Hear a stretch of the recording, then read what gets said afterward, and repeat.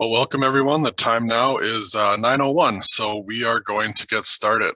My name is Andrew Manti, and I am with the Center for Technology and Training up at Michigan Tech in Houghton, Michigan. Today, Pete Torla and I, Pete's another research engineer up there, we will be presenting on transportation asset management for local officials. I'd like to give a big thank you to the Road Commission for Kalamazoo County, Joanna Johnson, for hosting this event.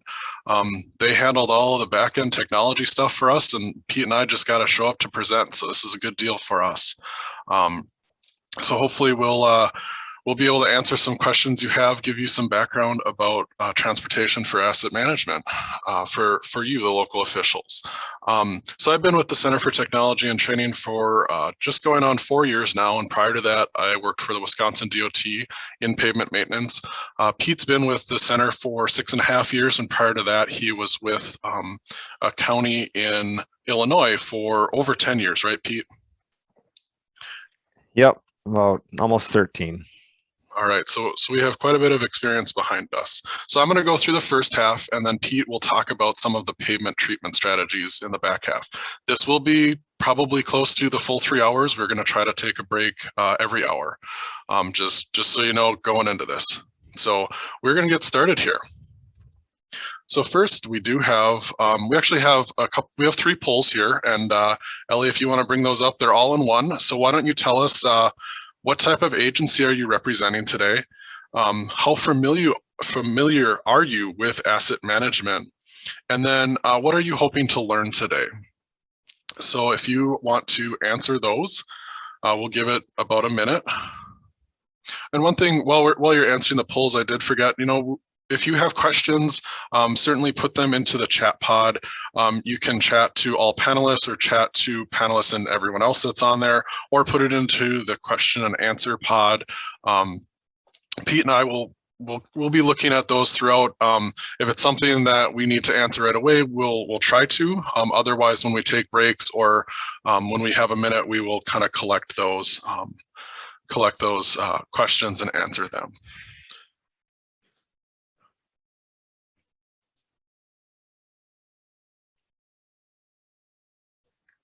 All right, so Ellie, if we've got enough people voted, we can take a look at those results and see who we've got out there.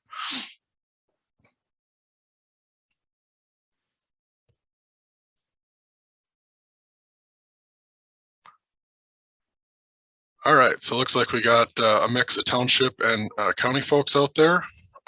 1 power user, know what it is and use it. Think you know and maybe use it. And just to gain a better understanding of asset management principles. All right, well, everyone's in the right place. So what are we going to talk about today? So we're going to look at asset management overview, the basic steps to asset management, payment basics, payment solutions, and some financial basics. So why is asset management important? Well, if we look at this graph represents the number of lane miles, so we can see from 1990 until this graph ends at 2018. We've kind of just had a slow, steady increase of lane miles, 10% over, 30 years? But our vehicle miles traveled has almost gone up 50%, probably is near 50% now. So we're asking our pavements, we're asking our infrastructure to do a lot more then we're expanding it. And maybe expanding it's not the right way, but we need to take care of it. So what we have, we need to take care of because we have so many more miles that are being traveled on it. So that's why it's important to practice asset management. So if we look at freight forecasts, why it's important, well, our total tons of freight is projected to be up almost 35 to 36% by 2029. Truck volumes increasing 2%, pretty much reliably 2% every year. So it's important to take care of those roads. We're also lucky in Michigan that we're surrounded by water. We're a state surrounded by water. So 13% of our freight, our commodities are moved by water. In Wisconsin, that wasn't the case. A lot of stuff was trucked. Even though Lake Michigan and the Mississippi and some of those other ones were available. We also do 20% by rail, but 2/3 of it is done by truck. So we have a lot of traffic out there using our assets. So let's go over what is asset management. What is the overview? So as defined by Public Act 499 of 2002, it's an ongoing process of maintaining, upgrading, and operating physical assets cost effectively based on continuous physical inventory and condition assessment. So that's kind of a mouthful, but really if you look at it, it's one, an ongoing process, two, cost effective based on three, condition assessment. So one, it's ongoing. It's not a one and done thing. You need to keep doing it. The cost effectiveness, the term that gets thrown out there, right treatment, right time. You don't need to be doing a reconstruct when you could do an overlay or a chip seal, preventive maintenance as well. And then condition assessment. You need to know what shape it's in order to manage it. So let's take a look at an ongoing process. So in order to make the most out of your informed decisions on where to spend your money, you need to keep those condition assessments up to date. You also need to have an updated inventory. Again, you need to know what you own. Once you know what you own, what is the condition? With those two things, you can predict future condition. If you know how it's aged over the last 10 years, even 5 years, you're able to predict relatively well what it's going to be, how it's going to age in the future. And this is going to help you plan and complete projects. So again, if you know what project you did 10 years ago and how it's aged, you can make a decision, is that the best project when it comes time to plan a project for that road? And you rinse and repeat. Again, it's an ongoing process. Cost effectiveness. So especially with pavements, we can look at windows of opportunities, the right fix at the right time. So when a pavement is early in its life, it really only needs preventative maintenance. A good analogy that I can't take credit for is when you build a deck and you have your treated lumber, the treated lumber only has that good, wet feel to it once. Once you put it down and it oxidizes in the sun, the air gets to it, that treatment, that treatedness is gone. All that lovely goo is gone. Same thing with asphalt. Asphalt's only that way once when you put it down. So if you want to keep it good, if you want to keep that in there, you put, like with a deck, you stain it, you seal it. Same thing with asphalt. You can do that with fog seals, chip seals, which are things that Pete will talk about in the later half. But those are preventive maintenance. Those are done early in the life because they are not as expensive. If you put your deck down and you do nothing to it, then you replace it, and it's very costly to replace it. So you want to you look for those windows of opportunities throughout that life cycle. So again, early in the life, the cost is relatively low. We call that preventative maintenance. The middle of the life, it's more expensive. You can do heavy maintenance, light rehabilitation, and heavy rehabilitation. But towards the end of that asset's life, you're looking at asset replacement, and that's a very high cost. Condition assessment. So you need data. There are different ways. If data collection is difficult, you probably wouldn't do it.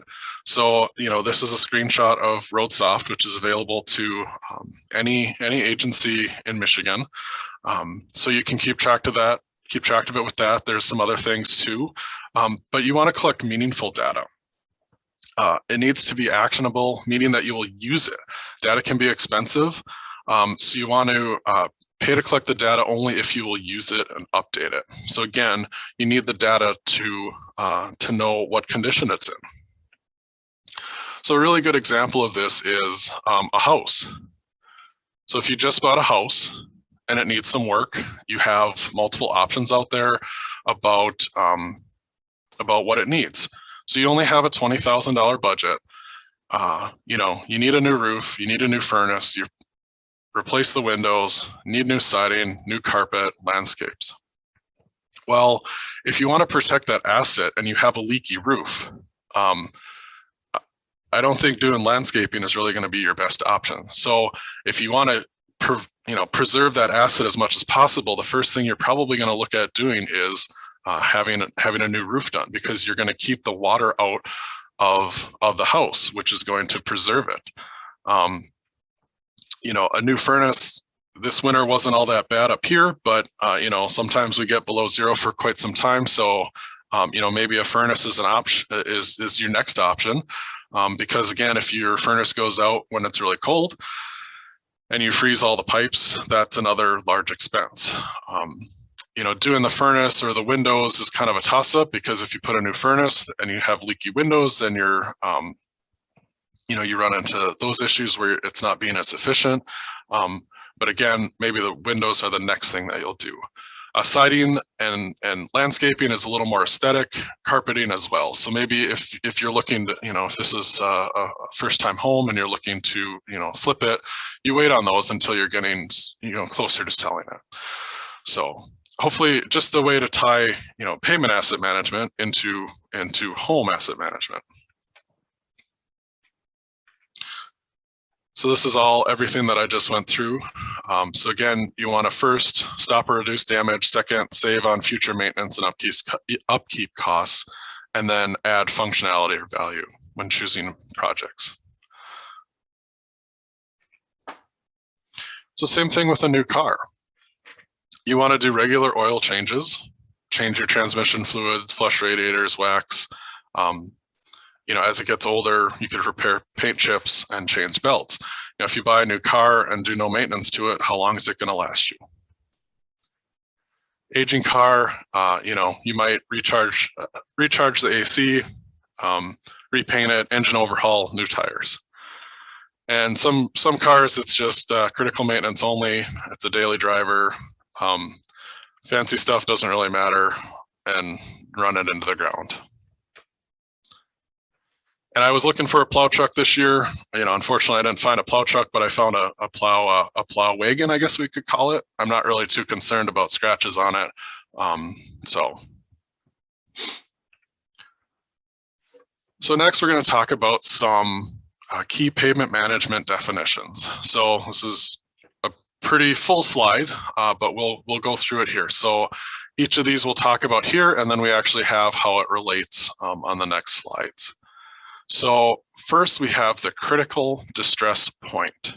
This is the point where the pavement distress changes from needing preventative maintenance to needing structural improvement.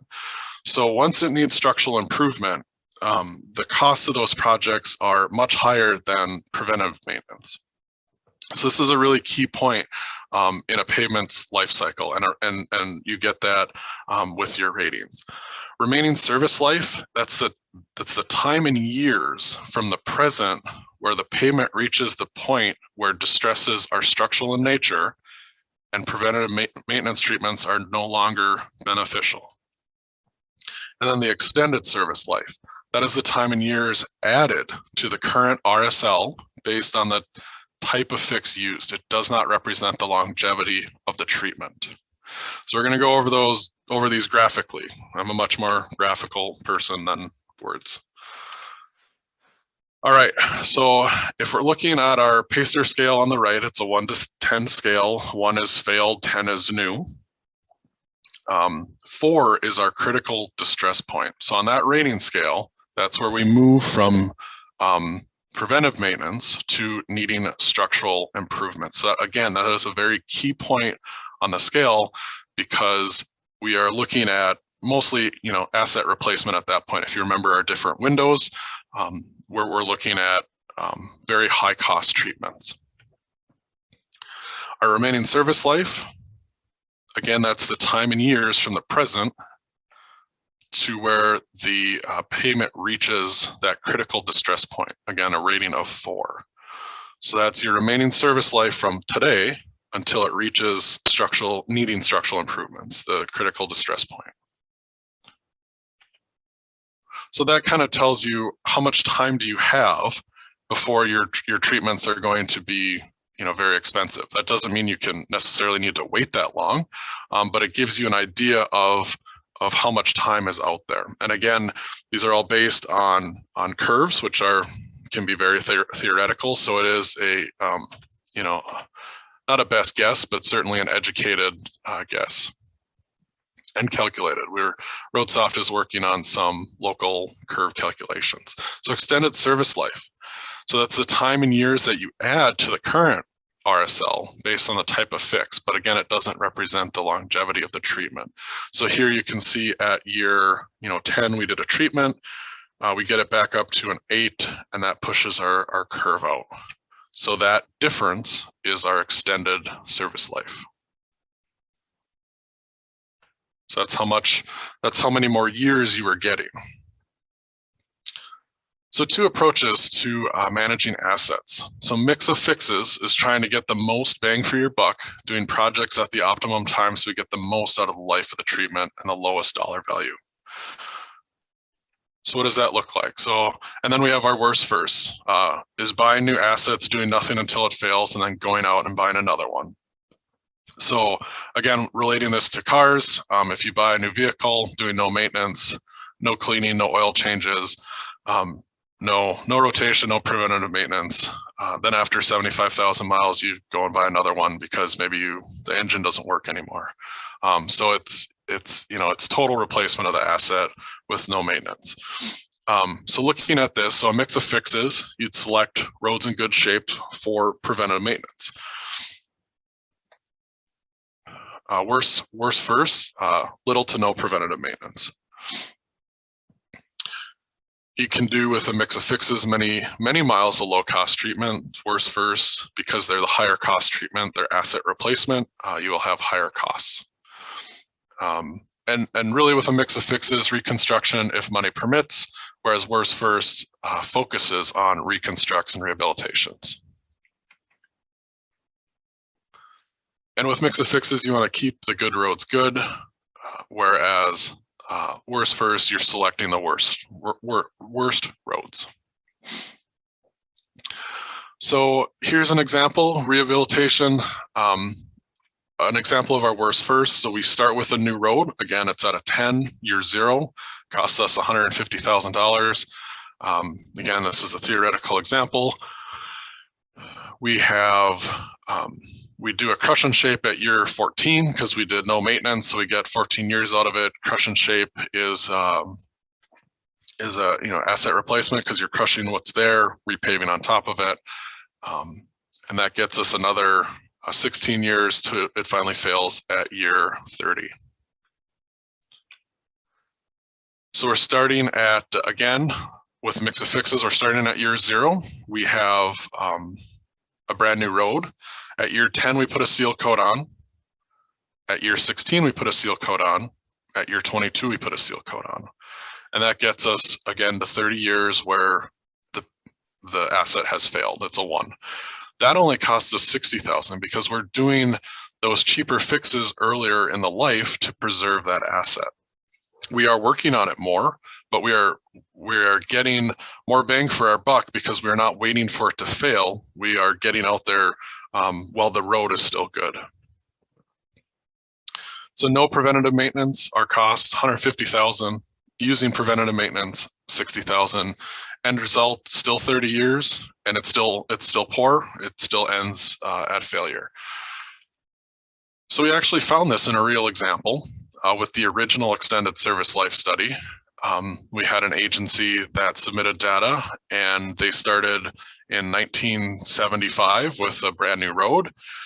They added, looks like 3 preventative maintenance treatments over the years, and you can see how the extended service life came here with every time.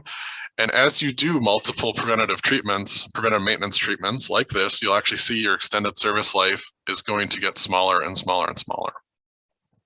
So this will happen because your underlying road can only last so long. So as you do these preventive maintenance treatments, you will see shorter and shorter years. But again, you're not spending the money to rebuild it because the asset has not failed.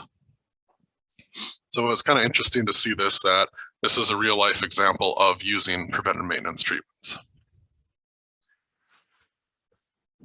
So cost effectiveness of treatments by tracking, by knowing your inventory, having those conditions, and knowing what projects you're doing on them, you can track the cost effectiveness of your treatments. And here's some examples. We have initial construction costs. So crack seals are really cheap, $4,000. Chip seals a little more, and we can go all the way up to reconstruct $375,000. So we get, if we take a look at the expected life, a crack seal, generally a year. We're sealing the cracks, pavement moves, that sealant can open up. Chip seals, generally 5 years. Some get more, some year less. Mill and fill, 10 years. Crush and shape, 14. Reconstruct, 15. So as we went higher up in costs, we also got more life in the years. So you can relate that to cost per year of the treatment life. So crack seal is $4,000 because it cost us $4,000 to do it, and we got 1 year out of it. A chip seal, $5,000 per year. Mill and fill, 10. Crush and shape, 16. And reconstruct, 25. So you really need to look at, I guess you could call it the cost effective ratio, of what you want to do. Crack sealing is cheap, but one, it's not adding structure. It's not solving structural issues. It is only an early, if your pavement is in good shape, it is keeping the water out. Same thing with chip seals.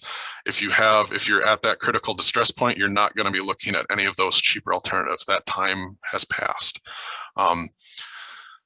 Same thing, if you have a new pavement, you're certainly not going to reconstruct it. Reconstruction is, and crush and shape is for those later in life asset replacements.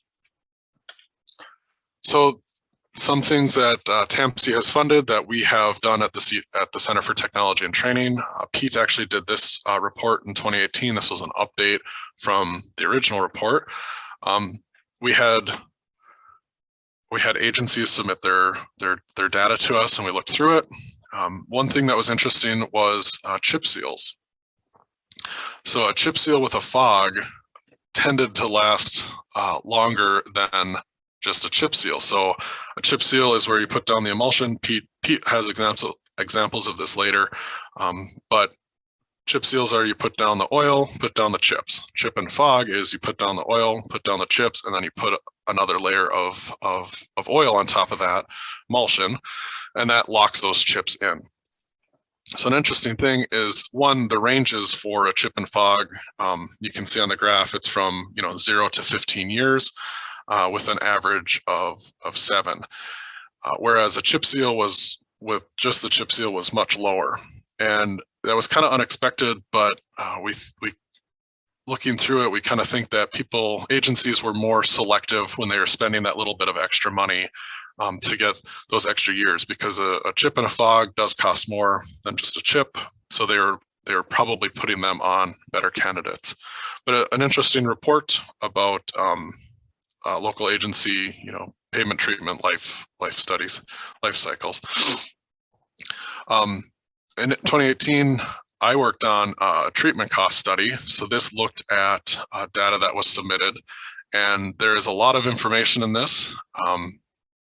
But really what it boils down to is, if you are an agency that doesn't know what things cost, if you don't have a project history of cost, or you haven't done a certain type of project for many years, this is a good resource for you to see what projects cost for local agencies. This was only for local agencies. It doesn't include any MDOT projects, so it's just local roads.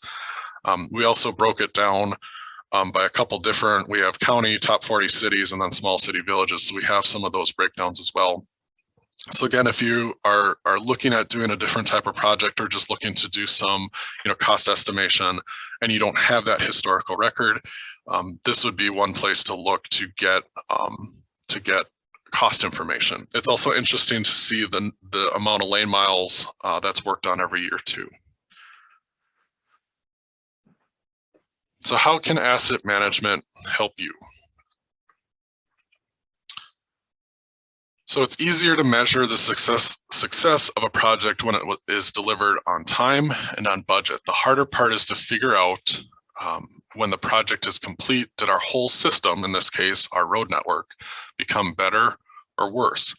Are we doing enough work to keep up with the deterioration of the network? So using asset management can provide an improved service to the road users. And because we're making cost-effective, data-driven decisions, we're making the best use of limited resources and time.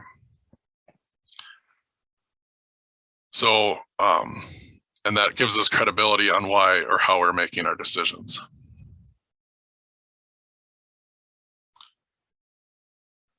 So sometimes it's difficult to convince the public about, just to say we need more money, but if we can show that, we need this money to do this, and it's going to improve our road network, we're able to show, X plus Y equals Z. We're able to show that. So again, we want to improve our service to our customers, cost-effective use of our available resources, and credibility on those decision makings.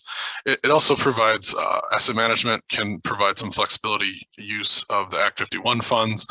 This is for city, the ability to move funds from major roads to minor roads. I think we have a slide on that a little bit later here. So throughout here, we have some innovative repair strategies. Again, if you have an older car and your lock stopped working, you don't really care about what the repair looks like. So just drilling a couple holes with a chain and a padlock should work just fine. All right, so what does transportation asset management look like in Michigan? So Public Act 499 of 2002 is really what established asset management. So the Asset Management Council was first established under this legislature, and Joanna reminded me that next year will be 20 years of TAMC. So that's quite a thing that asset management has been, that it's been official in Michigan. I shouldn't say that it hasn't been in Michigan, but TAMC has been around for 20 years. So that's quite a thing. So what did 499 do? So it defined asset management, established the Transportation Asset Management Council, selected its member agencies, and identified their roles. 338 of 2006, this is what allows funds to be transferred for cities. Joanna did let me know that this has been amended and updated, but this was the original act that allowed that must have for cities to have an approved asset management plan to allow the movement of funds. Public Act 325 of 2018 updated a lot of things and created a lot of, made some changes. So Public Act 323 created the Michigan Infrastructure Council. Also 324 created the Water Asset Management Council, and 325 now put TAMC underneath the Michigan Infrastructure Council. TAMC still promotes and oversees recommendations for regional infrastructure asset management pilots, as TAMC still advises the MIC, or advises the MIC as it's created, on other infrastructure needs. So this includes culverts and signals. And 325 now required asset management plans starting in October 1st, 2020. So it's a 3-year rolling cycle. So this is what it looks like. This map is out on TAMC's website. So it's a 3-year revolving cycle, started in 2020.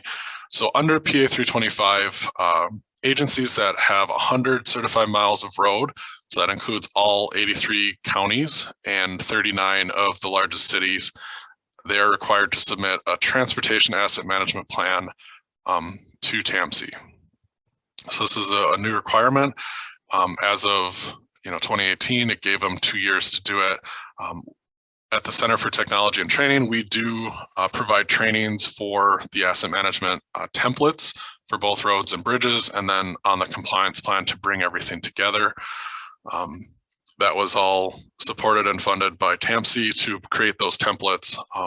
So We offer those trainings a couple times throughout the year.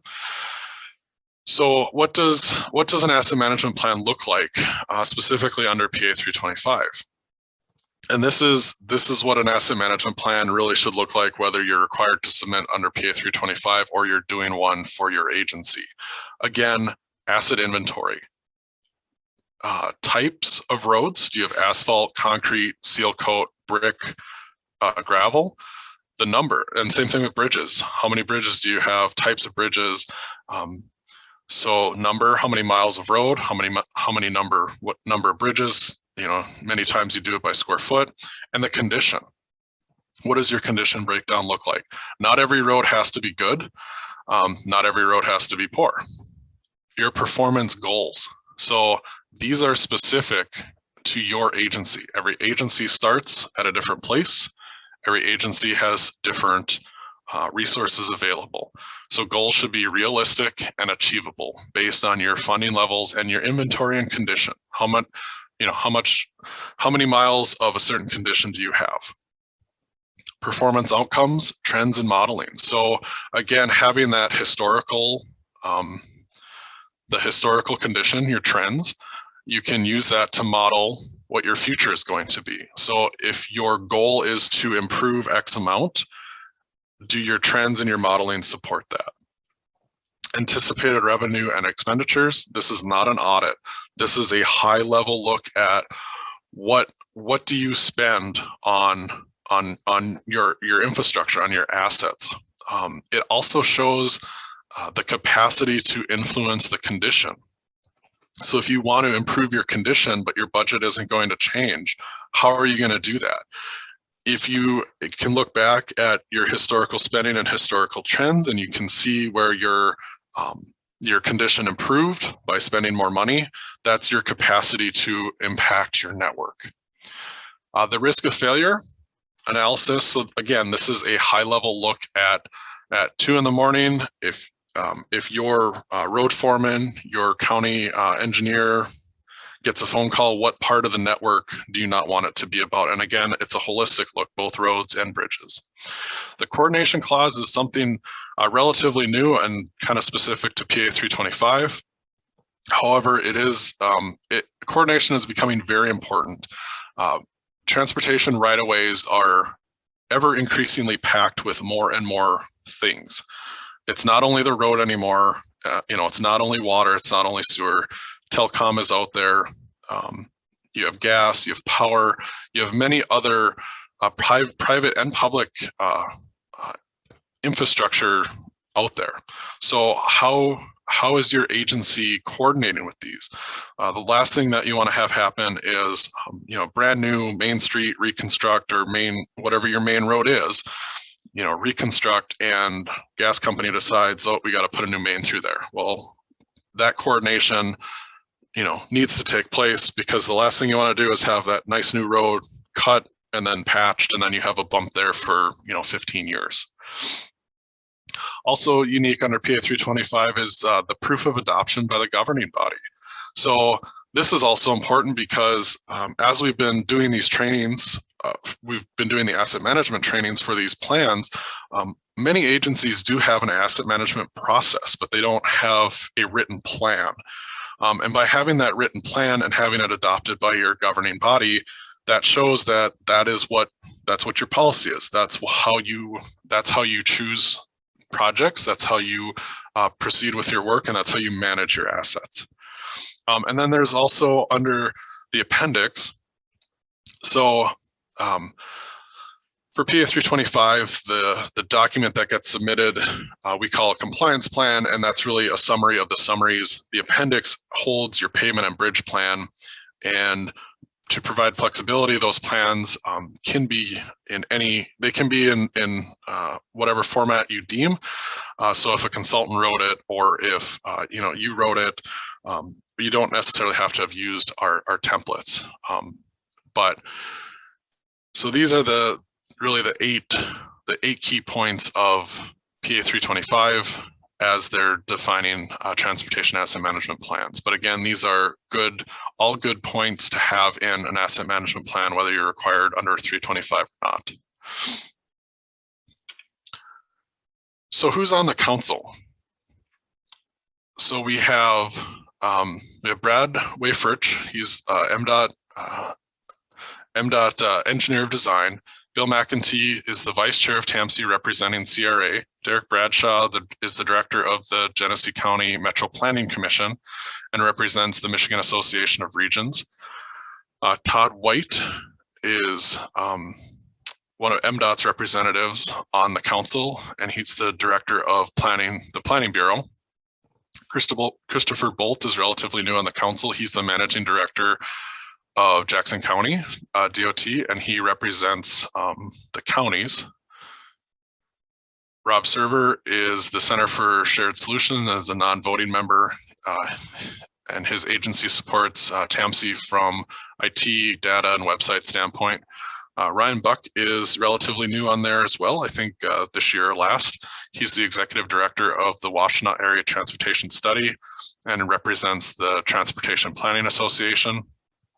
Joanna Johnson, Managing Director for the Road Commission of Kalamazoo County, and she represents CRA. Bob Slattery, he is the MML representative, Michigan Municipal League. Gary Metchkin is the Director of Public Service for Farmington Hills. And Jennifer Tubbs represents the Michigan Township Association, and she's the Watertown Township Manager. So one thing to look at of the makeup of TAMC is every level is represented from the standpoint of Michigan. So you have County Road Association, County Propers, Planning Orgs, Michigan Municipal League, Townships, MDOT is on there as well, and we have the regions on there. So every level is represented on the council. You have a voice at every level, and with TAMC, they are able to go to the legislature with one voice. So TAMC's mission has always been advise Michigan legislature and others, promote asset management principles, provide the tools and practice for the road agencies, and now collaborate and coordinate with the Water Asset Management Council and other asset owners. So they do this through the condition assessment, TAMC funds, the federal aid collection, strategic analysis, and then also education and training. TAMC funds classes like this for people, as well as the PACER. They do a lot of great things. In Wisconsin, there isn't, coming from Wisconsin, they don't have a TAMC equivalent over there. They do collection through the state DOT, but it's not as well coordinated. It's not as well trained. TAMC is a real asset to have in Michigan for asset management. They provide a lot of great things.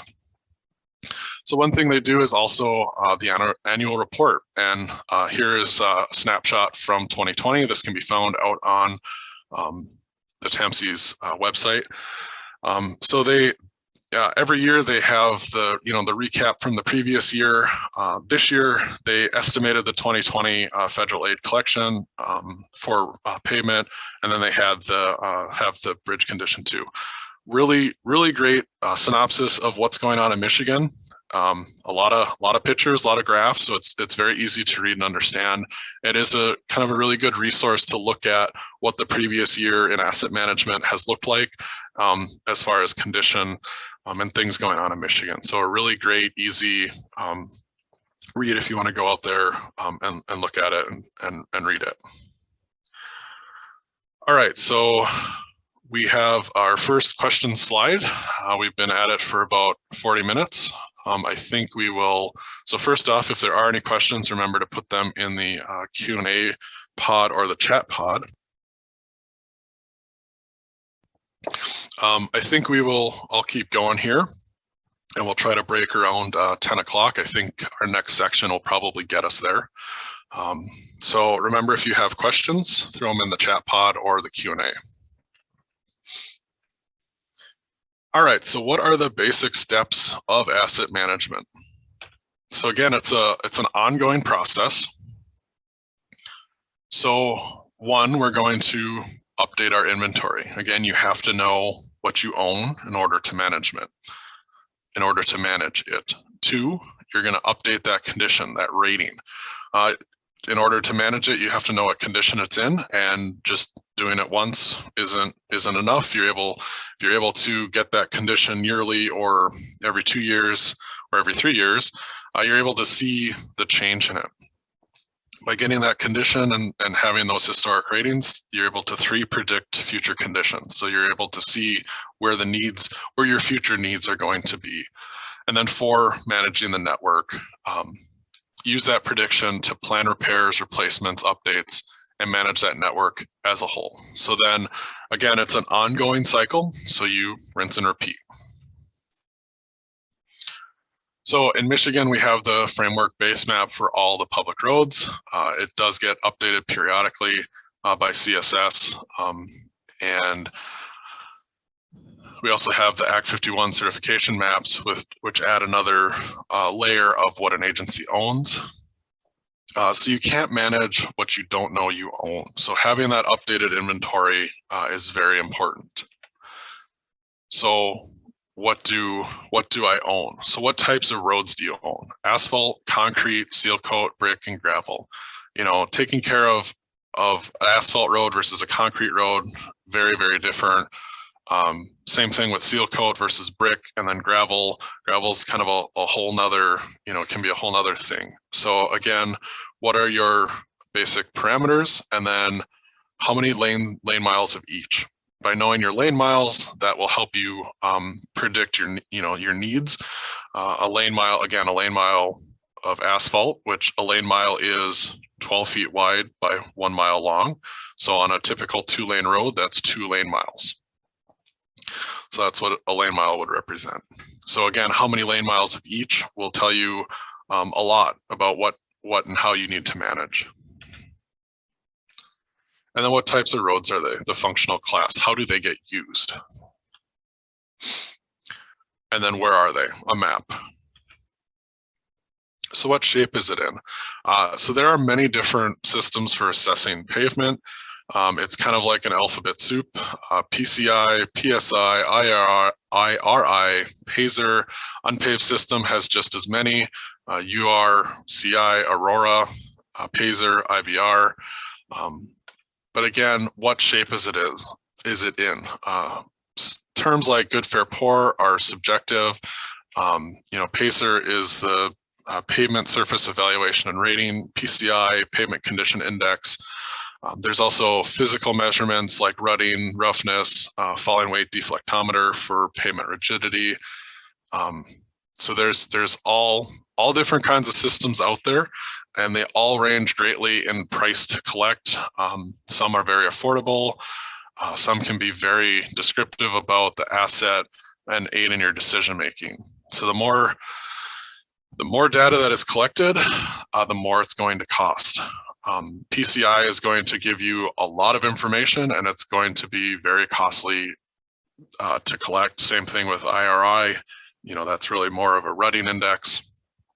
That is a rutting index. But do you need all that information in order to make your decisions? So Pazer, is really a cost-effective way of doing that. It's a simple 1 through 10 scale. You can do that while driving. You don't have to necessarily get out there and physically measure things. Sometimes if you're looking at rutting, you can safely get out and measure things once or twice to gauge yourself. So looking at Pazer, it is a visual survey measuring for surface defects. So we'll kind of go through what some of them look like. 1 is failed, 6 is kind of in the middle, 10 is brand new. So there are groups of good, fair, poor, but those are also tied with some, what is it costing you to have a good, fair, or poor road? So good is tied to routine maintenance.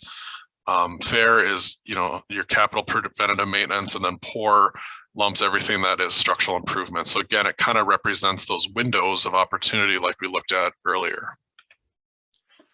So routine maintenance is day-to-day regularly scheduled activities to prevent water from seeping into the road surface, street sweeping, drainage clearing, gravel shoulder grading, crack sealing.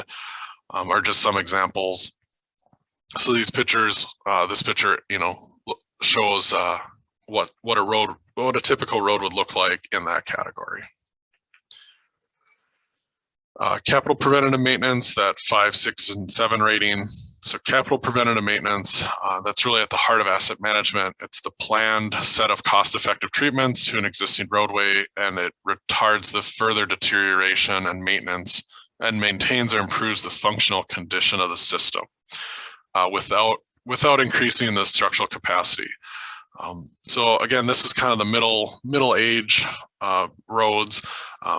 The treatments are, again, going to keep you from losing further years of life, but also a key point is you're not increasing that structural capacity of the road. The 1 through 4, structural improvement. This is the category of roads requiring some type of repair to improve the structural integrity. The picture in this road, because we have individual blocks that are no longer acting as a uniform surface, there is no structural layer of that asphalt anymore. So when a truck drives over it, each one of those little chunks of asphalt are getting the full brunt of that truck. So these pavements will exhibit deficiencies such as rutting, large holes, alligator cracking, joints and cracks are badly spalled. Typically, the structural improvement that is required is resurfacing or major reconstruction. So in this instance, this road would probably not do very well with a resurface because, again, you've lost that structural integrity.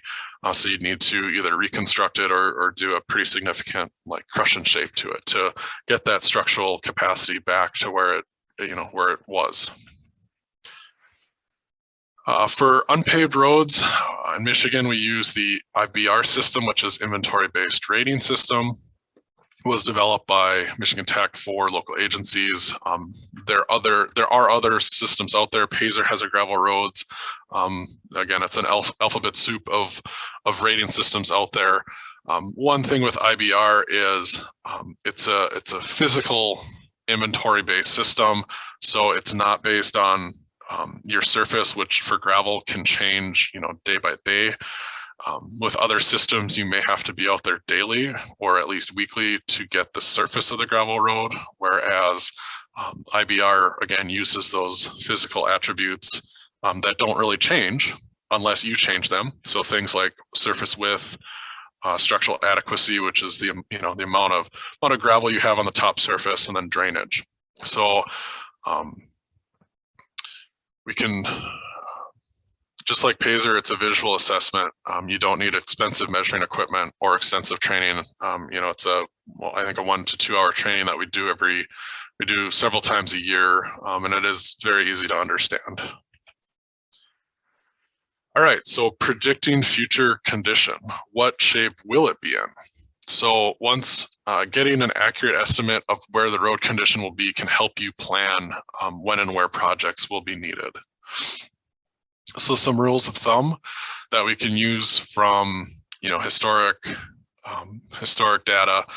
Generally, new asphalt pavements last 14 years. That's highly dependent on the amount of truck traffic, or can be highly dependent on truck traffic. 5 years after a rehab or 2 after an overlay, generally you could put a crack seal down. Asphalt, especially with overlays, will crack 1 inch per year. So if you do a 2-inch overlay, cracks from below will reflect up through that 2-inch overlay, and you'll generally see those at about 2 years. 8 years after a resurfacing, you could have a seal coat, and overlays last about 6 years. So some concerns of the rules of thumb, no calibration, assumptions are sensitive to error. Again, all of these have any number of caveats to them. So having that historic data can help you figure out what's going to happen in the future, what's going to happen tomorrow. So managing your network, again, you can't finish the puzzle if you're only focused on one piece. So there are many ways that road networks are managed and sometimes not managed. In order to make some type of data-driven decision, you need to have data either in a large database or in your head. When I worked in Wisconsin, it was amazing at how many, well, what happened on this road? Well, go ask so-and-so, he's been here for 30 years. He remembers everything. Nothing, a lot of things weren't written down, and it was, who's the most seasoned guy at the road commission or at in their case, the highway departments, go ask him. He remembers what happened. So it's important to write things down because those guys retire after a while. So again, you need to have all the pieces to manage your network. So management basics, set goals and performance measures. Set attainable goals to document what are you shooting for as a network condition. Are you just gonna manage what you have? Are you going to try to bring up one of those categories? Are you going to just manage the decline? You may only have the funds available to you to manage the decline of the network. Create policy for selecting projects. For a more formal and organization-wide directive, you can set policy for how projects will be selected in order to meet your attainable goals. And then creating an asset management plan, really this should be the pinnacle when creating an asset management plan for your agency and future members to follow. Again, it's the key of the future members. If you've been there managing it for 15, 20, 30 years, that's great. You've been, the only person, but you will have a successor at some point. How do you carry forward this process for the new person? So it is important to think of that succession plan. And it also gives justification on why decisions have been made. Again, it's a written plan, a written policy on how decisions and projects have been selected. Network level measures. So in order to do any network level management, we need some type of network level measure to determine if we are doing enough work to offset the deterioration that goes into normal use and weather exposure, just aging, oxidation. So there's a couple ways to do this. Surface cycle, if you have your road network and you have your pavement life, it's the number of years to touch it, to go around your entire network. If you have a 500 lane mile network, you do 10 lane miles a year, that's 50 years. Pavements don't last 50 years. So you either need to have a shorter network or do more work, or figure out a different management system. You can use something like RoadSoft that has a lot of modeling tools and kind of what if tools. So you can do a strategy module that will show, if we do, here's what we currently do. If we increase it by 5%, 10%, 20%, what will that do? A real good, simple network health system is the National Center for Pavement Preservation that looks at a road mile per year kind of idea.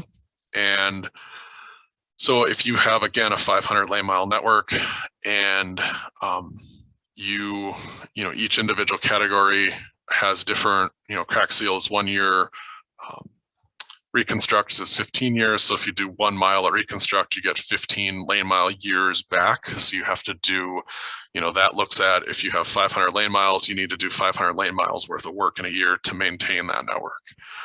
It is actually it's an easy, simple way to look at, the capacity of work on your system. And then you can also look at historic distributions, just every year, how has that 1 through 10 changed? So what do you look at network level versus project level? Project level is just moving pieces. Network level is winning the game. When I was growing up, I'd go to my grandparents for the summer, and my grandpa really liked to play checkers. wasn't a chess guy, and when I was a kid, it's all about how many pieces of his that I can capture, because I was just really worried about moving the pieces. Didn't think about winning the game. Well, I'd have all of his pieces minus maybe 2, and he would make it to the other side of the board with 2 of his pieces so he could move wherever, and I wasn't always cognizant of where I was placing my pieces, and lo and behold, he'd have 2 pieces left, and then all of a sudden I'd lose. So I realized that I didn't like playing checkers with him, but he was focused on winning the game, not on how many pieces he lost or took from me. So again, you need to look at your overall network. How is your overall network look? What does your network level look like versus just moving the pieces around? So very important on that. Again, your historic distribution of ratings. How are these changing if you're going to use this look? How are they moving over the years? So we have 2015 ratings here, and then if we go to 2020, more of them are shifting over into that poor and actually into the failed category of 1. Pretty simple method, but it's not proactive. It's very reactive. We also have to have the historical data and then wait for the condition to change to see how the network is changing. Service cycle, again, how big is the network? How much of the network do you work on? That tells you how long it'll take you to get around there. Again, very simple, but many times, it shows if you have a 500 lane mile network, you do 10 lane miles a year, that takes you 50 years to get around it. That's not enough. That's not enough. That's a pretty long service cycle for a pavement.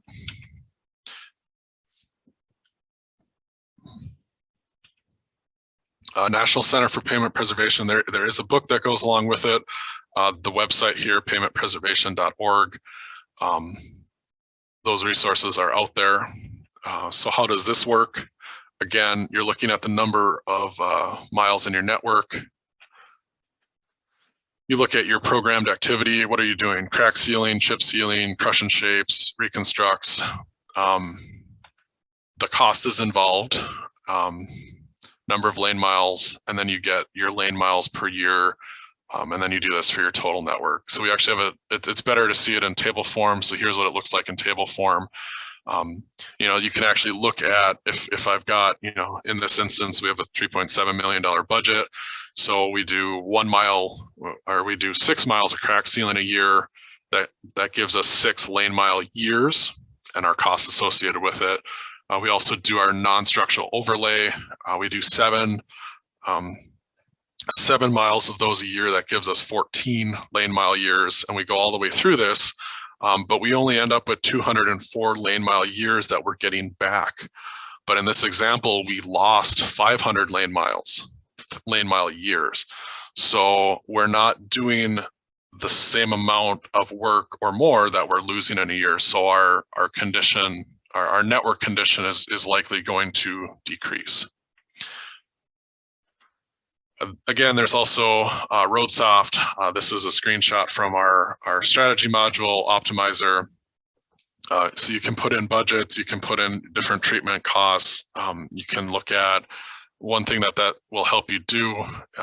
You can make graphs like this that shows a do nothing strategy, our current strategy, a basic mix of fixes. You can do 2 mil increases.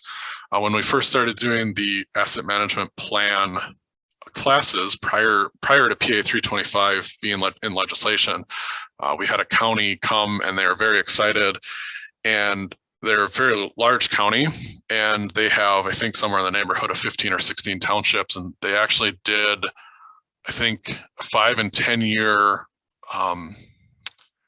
outlooks for each of their townships out of RoadSoft. So they're able to show each of the townships, okay, this is what your network's going to look like in 5 years and 10 years.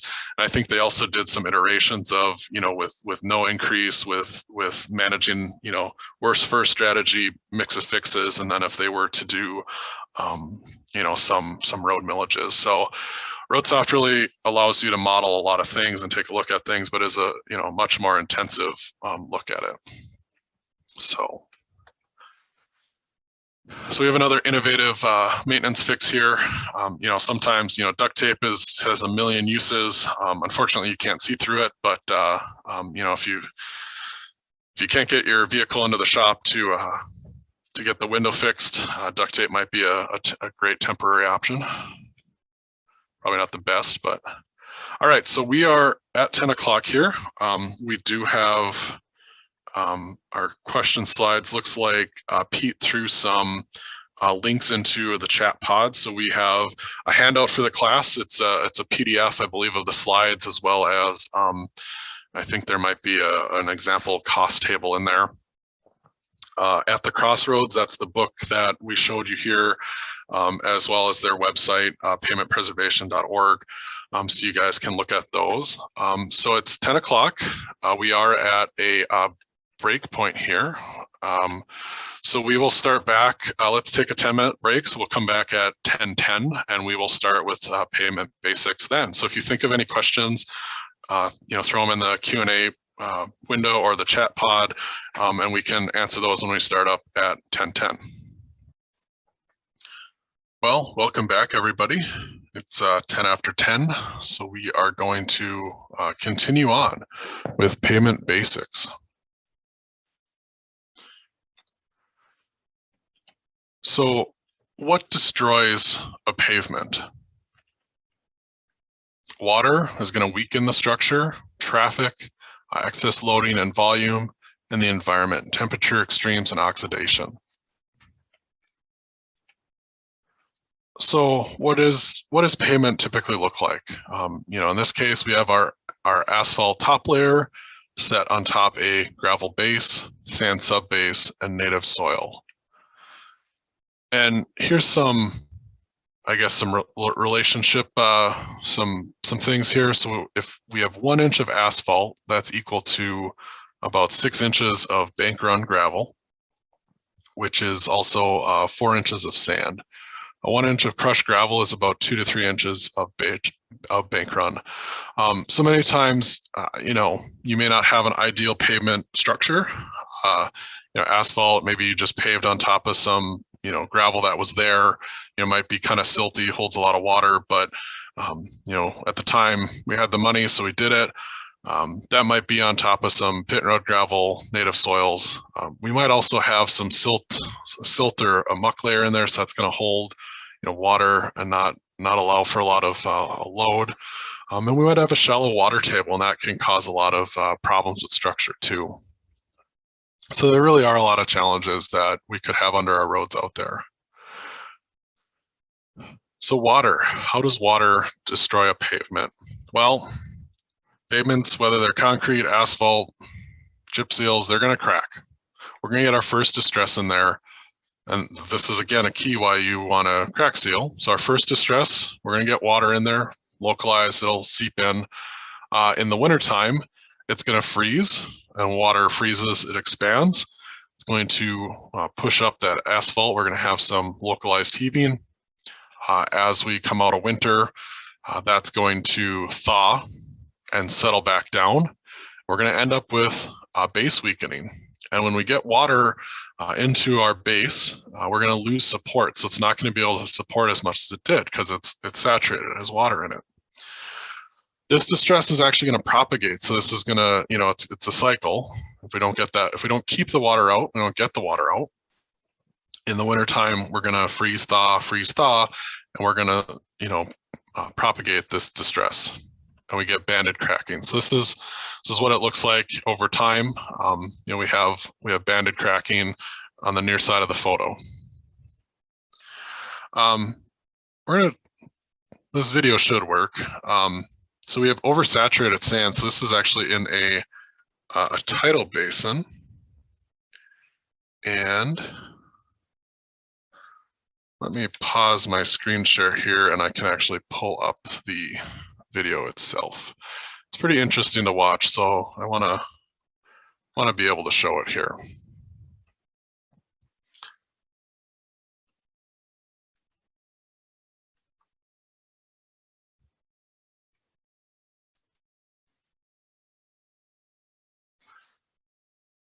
Just take a moment to load up here. So it actually, when you have a saturated sand, it actually shows how the gentleman in the video is walking over it. Let me get it to a point where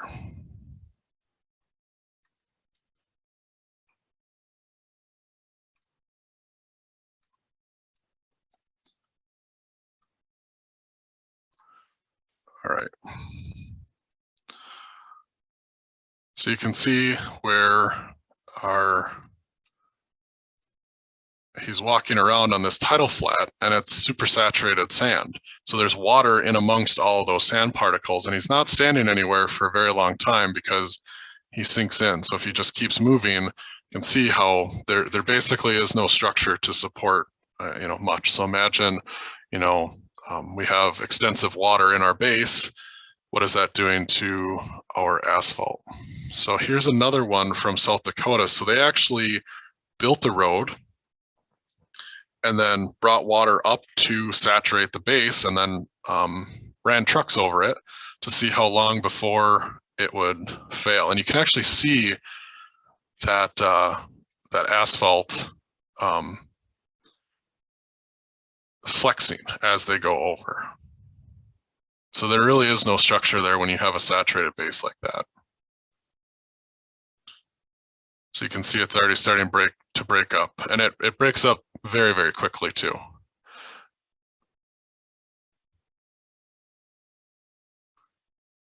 So that's why it's so important to keep water out of the base. I'm actually going to just play all of our videos here since we're paused from the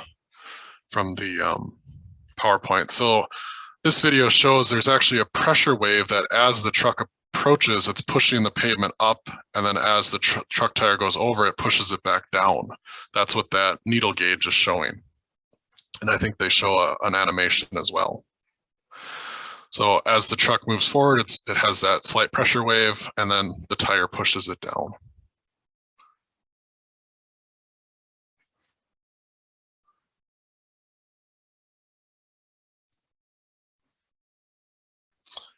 This next one is pavement cracking. So this actually shows that the pavement develops a crack from the bottom up. So as it's pushing,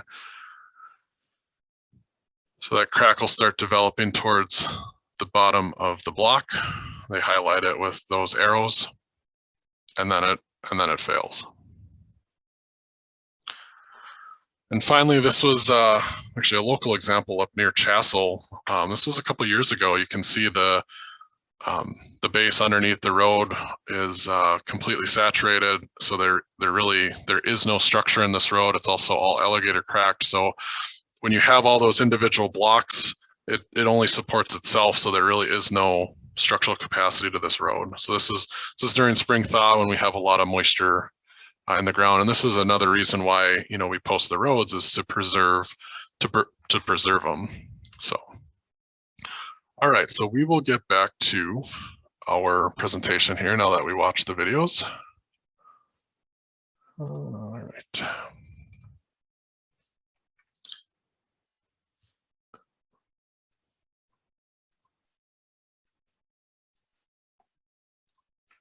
All right. So what else destroys pavement? Traffic. So the main why we build roads the way we build them, it's about load distribution. So as we go down, or I should say as we go up in rigidity. Asphalt is the most rigid compared to gravel, compared to a sand subbase, compared to native soils. Also, as we go up, our costs increase. But that rigidity helps us to distribute that wheel load. When we have a failure, either at the asphalt layer or the base layers, it's not able to keep that distribution. So that's, we showed the video about the saturated base there. And as we have multiple, as we have more and more trucks, or as we get older in the life of the pavement, we end up with fatigue cracking, and which is generally called alligator cracking. And this can happen actually at any stage. Traffic-related wear can happen at any stage of a pavement's life. New, old, middle, doesn't matter. But the fatigue cracking is due to the routine running of trucks, of heavy loads. So you're going to see these aren't, these are kind of irregularly shaped. They're not block cracking, just something a little different. So we saw here how the crack develops from the bottom. Also with repeated truck traffic or heavy loads, we end up with wheel path cracking and rutting. So we can see here in both wheel paths, we have a crack right down the middle that's also kind of started to alligator out, spider out. I don't think we have an example of rutting, but we'll start to see depressions in each wheel pass as repeated loads go over it. So again, those are structural failures that pushes us down to that critical distress point. And at that point, we need a structural improvement project in order to get that capacity back to where it was. And environment. So you can build a road, you can run no traffic on it, and it's still going to age. It's going to age by something that we call oxidation. So in the summertime or when it's sunny, that pavement's going to expand. It's going to push together. It's going to get hot. In the wintertime or when it's cool, it's going to contract. It's going to spread apart. Well, this repeated cycle, oxidation, will cause it to become brittle, and then it's going to crack. Again, pavements are always going to crack. Concrete's going to crack. A unique thing with concrete, you can have heat expansion. I never had anything quite this serious in Wisconsin, although this is from the Mankato Times. Minnesota had a number of years ago some pretty bad concrete expansions, and when the joints don't break, which this would be a joint right here. When the concrete doesn't break, it'll actually tent up, causes a lot of traffic disruptions, a lot of safety issues. So spring breakup, again, another time when we have a lot of moisture in our soils and our base. So this pavement is, it hasn't rained, it hasn't snowed, it's a bright sunny day. But basically this pavement is bleeding. It's bleeding water. That water from underneath is coming up. It is coming through the cracks. We can see crack sealant here, and it's getting the water out of that base. So this is a particularly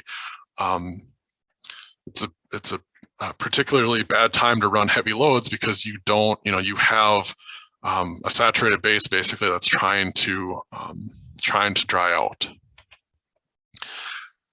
If you run heavy loads over a saturated base, certainly this is what you could end up with. Pretty well destroyed road. So what happens when we have, what happens in a soil when we freeze it, when we have water?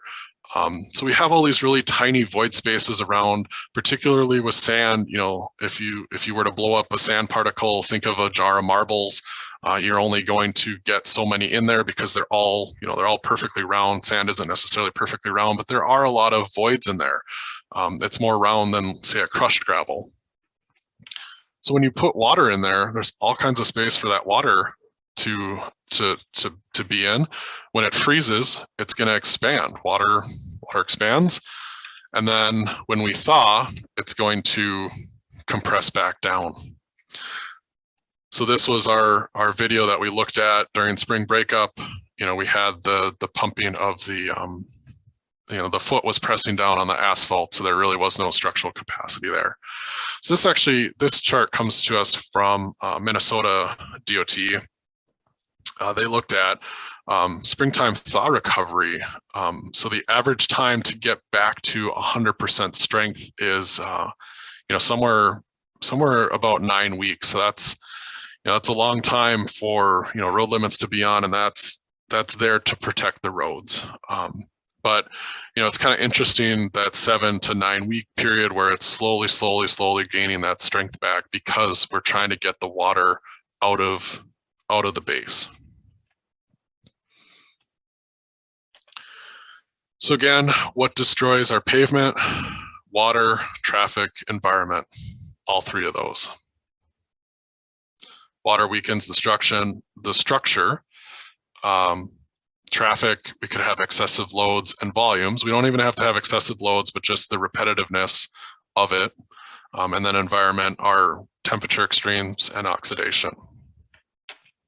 So, my AC broke a couple of years ago. Well, more than a couple of years ago when I was in college, and couldn't get it fixed. And so I thought I'd be innovative, and I had a generator and a wall unit. So I fixed my AC pretty well, I think. All right.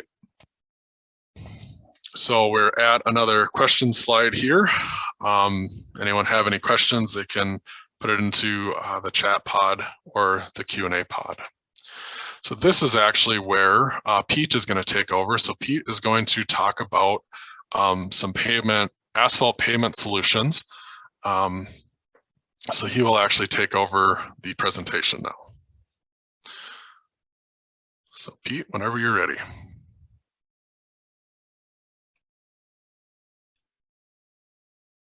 I am ready, and I think I'm sharing. Yep, you are. Perfect. Okay, so let's talk a little bit about how to fix those problems that Andy had shown us, reasons why they occurred, but now that they have occurred, or maybe even treatments that will prevent them from occurring. So just to give a little background, some additional resources for you. If you are not familiar with how these treatments work, how to inspect them, what the proper order or procedure in order to implement them, these checklists, there's actually quite a few more. Obviously, there's 13 is there's some in between here too that we just picked out some of the more interesting ones. So on the FHW website, if you grab that address right there, and maybe Andy can throw it in the chat for you as well, you could see just real general what to expect out of these treatments. They're obviously not specific to any individual state, so keep that in mind when you're checking them out. But they are useful for people who are have no idea what to expect. So it gets you towards the right page, I guess. So let's start on the low end and then work our way up to the high end, or the more expensive ones. So the low end would be real simple. It would just be a crack treatment, just filling that crack that has occurred on that pavement.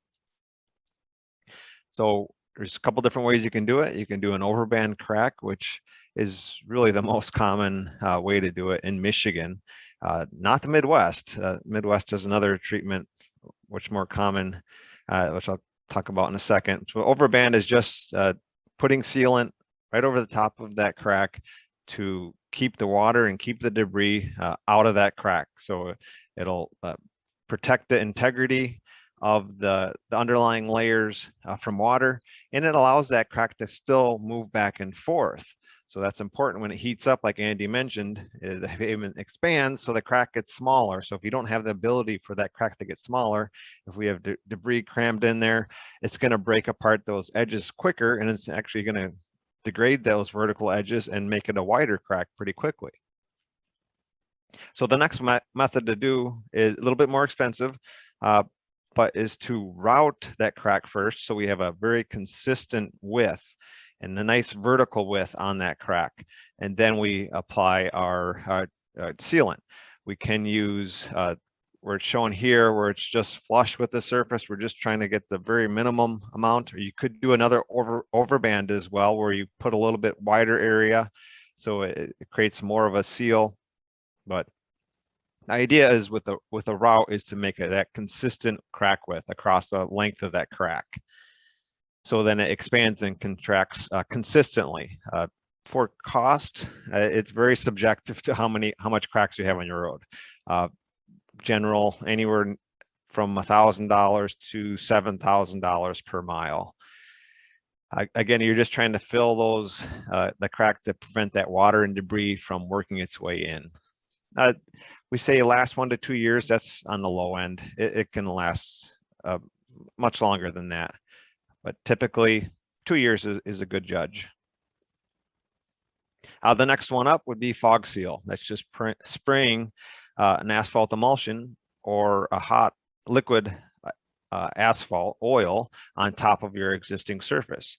Is shown in this photo. Here's kind of a graphical what happens. So the distributor's truck just sprays that material on top of the pavement.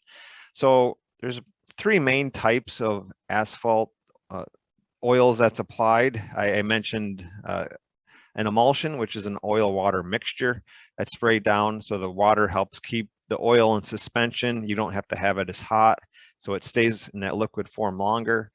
but you have to get that water out and evaporated. So it takes a little bit more time to when you use an emulsion. Hot applied is just strictly taking that oil, heating it up so it's workable, and then spraying on the pavement. There's a lot shorter working time, but it's also a lot higher temperatures you're working with too.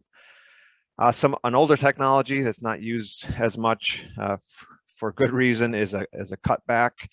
As you take that oil, you mix some kind of a dilution oil with it, such as gasoline or naphtha, something that'll help dilute it to keep it liquid. So it kind of replaces the water that's used in an emulsion. So when it's sprayed down, once that cut oil is evaporated, that's when you're left with that oil that you want. So obviously for environmental reasons, it's not used as much anymore. So really the goal for a fog seal is just to seal the surface so we can limit that water infiltration, but more importantly, it limits the sunlight, the UV damage. So when that asphalt layer gets old, when it gets oxidized and it becomes brittle, like Andy had mentioned, it's more easier to crack. So when we apply that fog seal, it helps keep the integrity of the asphalt pavement flexible longer. It really only seals hairline cracks, so very, very, very thin cracks that it'll actually seal. It can be used with asphalt pavements, as like I mentioned, but it also can be used with chip seal applications. Generally lasts 1 to 2 years. Again, that's on the low end. For cost, probably around $5,000 per mile is what you would expect. So Sealcoat would be the next step up now. Now we put an emulsion down on the pavement, some type of oil, and then we apply a layer of chips or small stones, small meaning 3/8 of an inch or in that size range. Down in Texas, they'll use a little bit larger, but it's not as common, like a 1/2 inch. Not as common as much in Michigan. Usually we use a smaller stone size. We want to put the chips on before that asphalt emulsion breaks, so it's still sticky. So the chips will still stick to that pavement. Because once we lose the chips, we've lost we lost the ability to protect the pavement, but we're also breaking windshields possibly too. So we got to make sure we apply it when it's still in that, before the water has evaporated off. So we apply the layer of emulsion. We quickly follow up with our chip spreader. Here's a close-up showing it in action. Here we have a nice veil of emulsion being sprayed on the pavement surface. Then it's followed up with a nice veil of chips covering the entire surface. And then just as important is to roll those chips in their least dimension. So roll them flat so that when they land, sometimes they're all over the place. You want to roll them so they're lying flat. So we have the most surface area in contact with that pavement. So it has the best chance to stick to the pavement.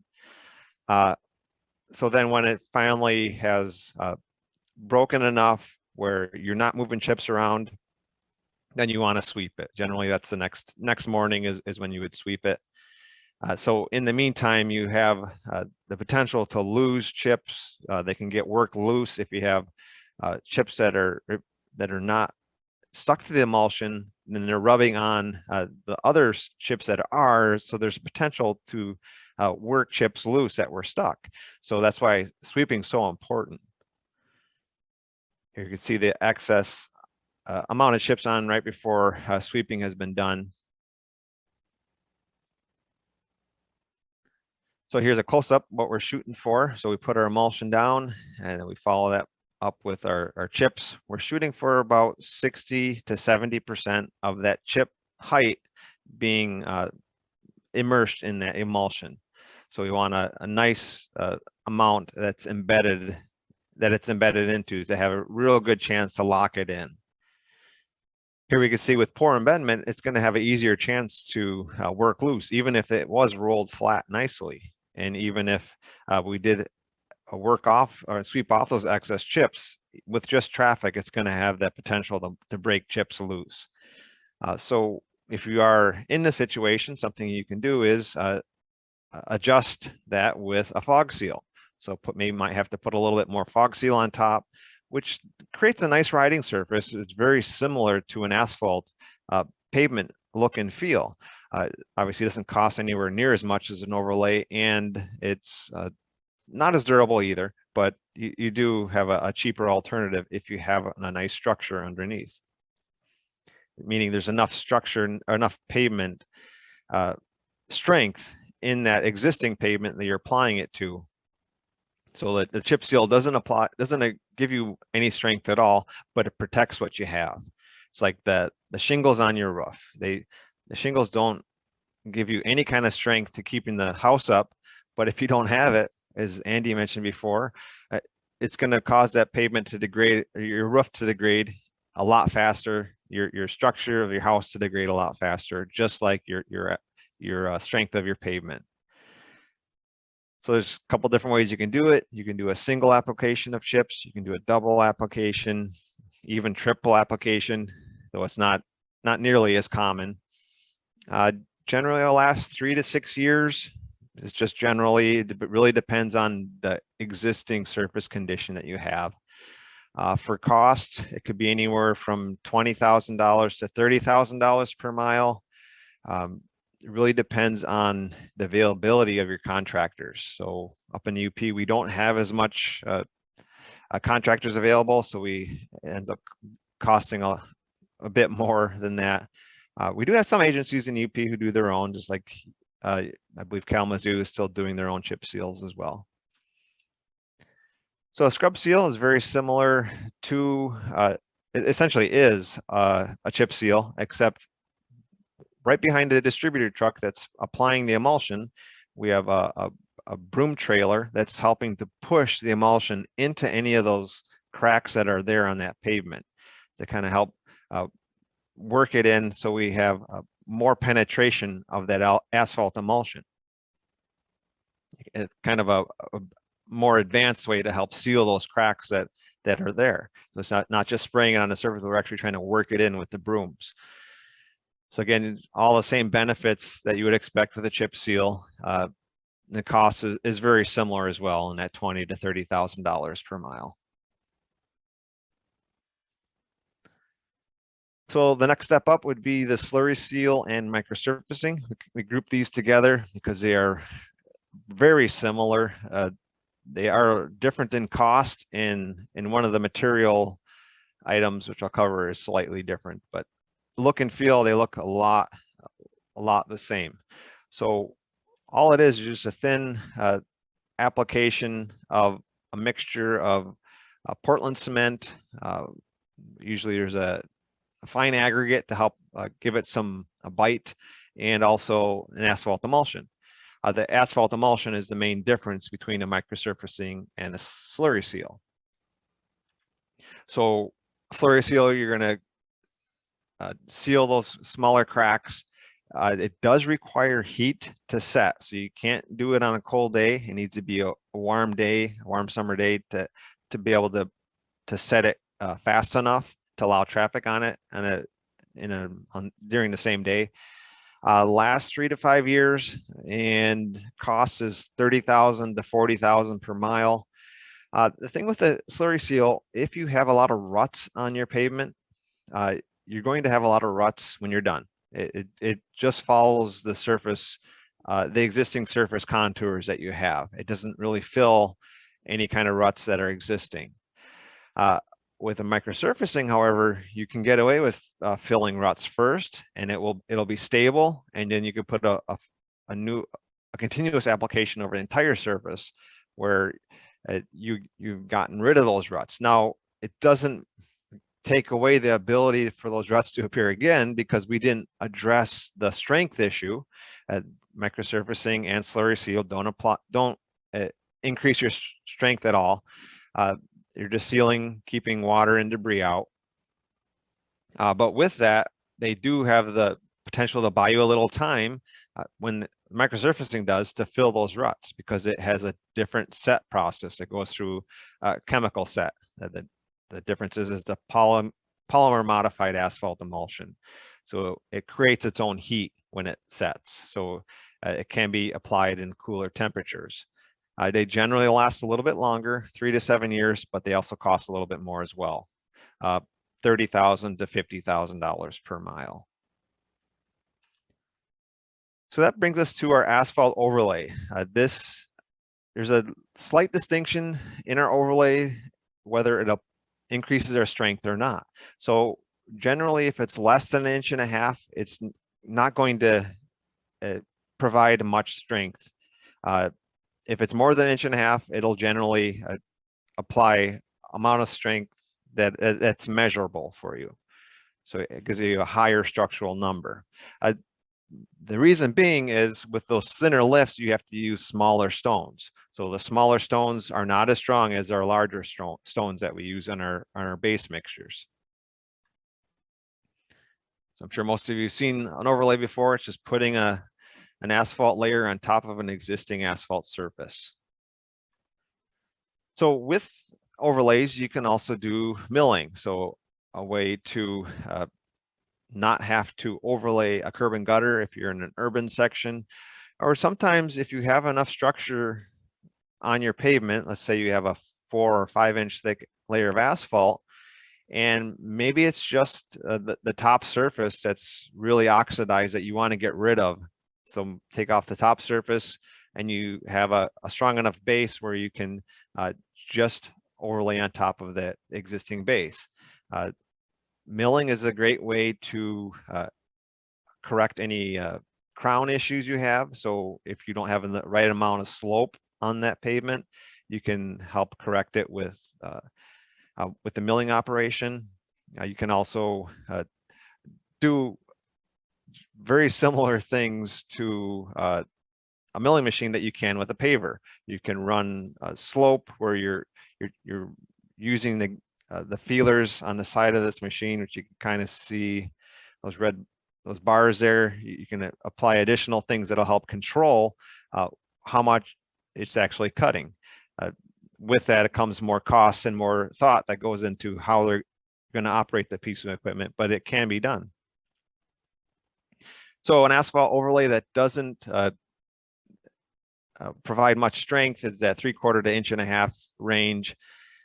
These can be used with conjunction of milling. As I mentioned, we're just trying to apply a new surface. We're going to get increased surface friction just like we will with our chip seals. So the friction comes from the rocks that are on the surface. So we have new rocks on chip when we apply chip seals, and we do have new rocks when we apply our asphalt overlay.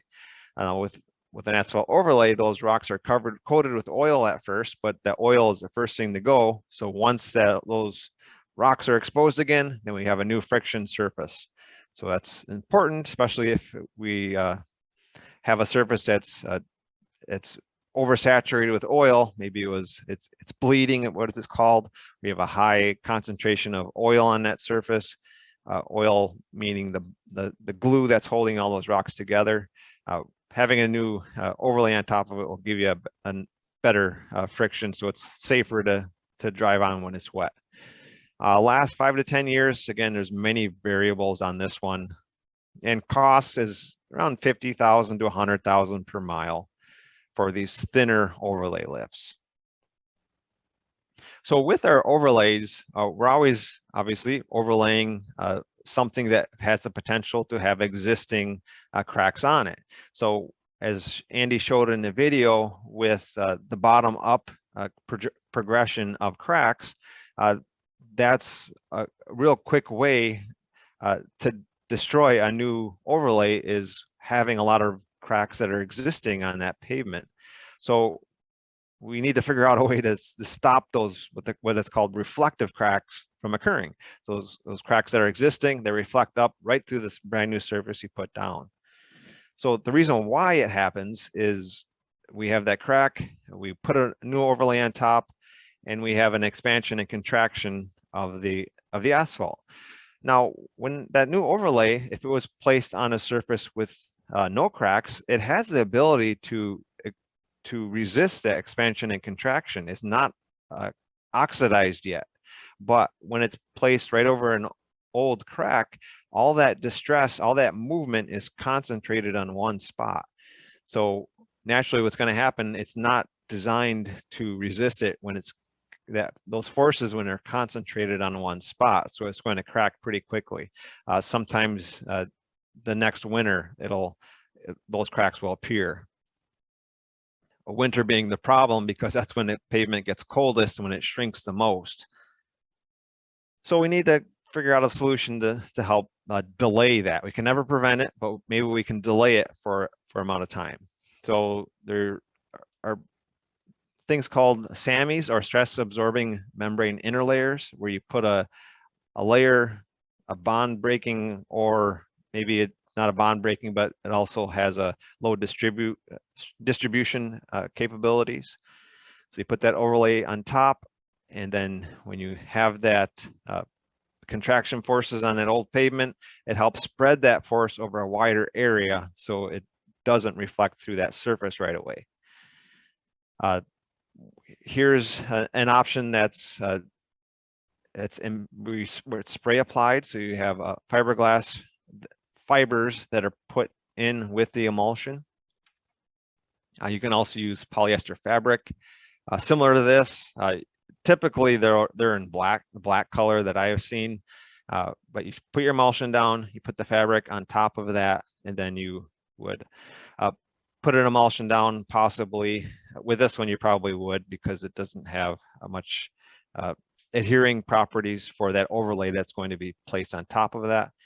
There's some caveats that come with paving fabric, as it's called. It's you need to have enough asphalt layer thickness on top to help hold it down. So 3 to 4 inches at least of an overlay on top of that is required for most applications.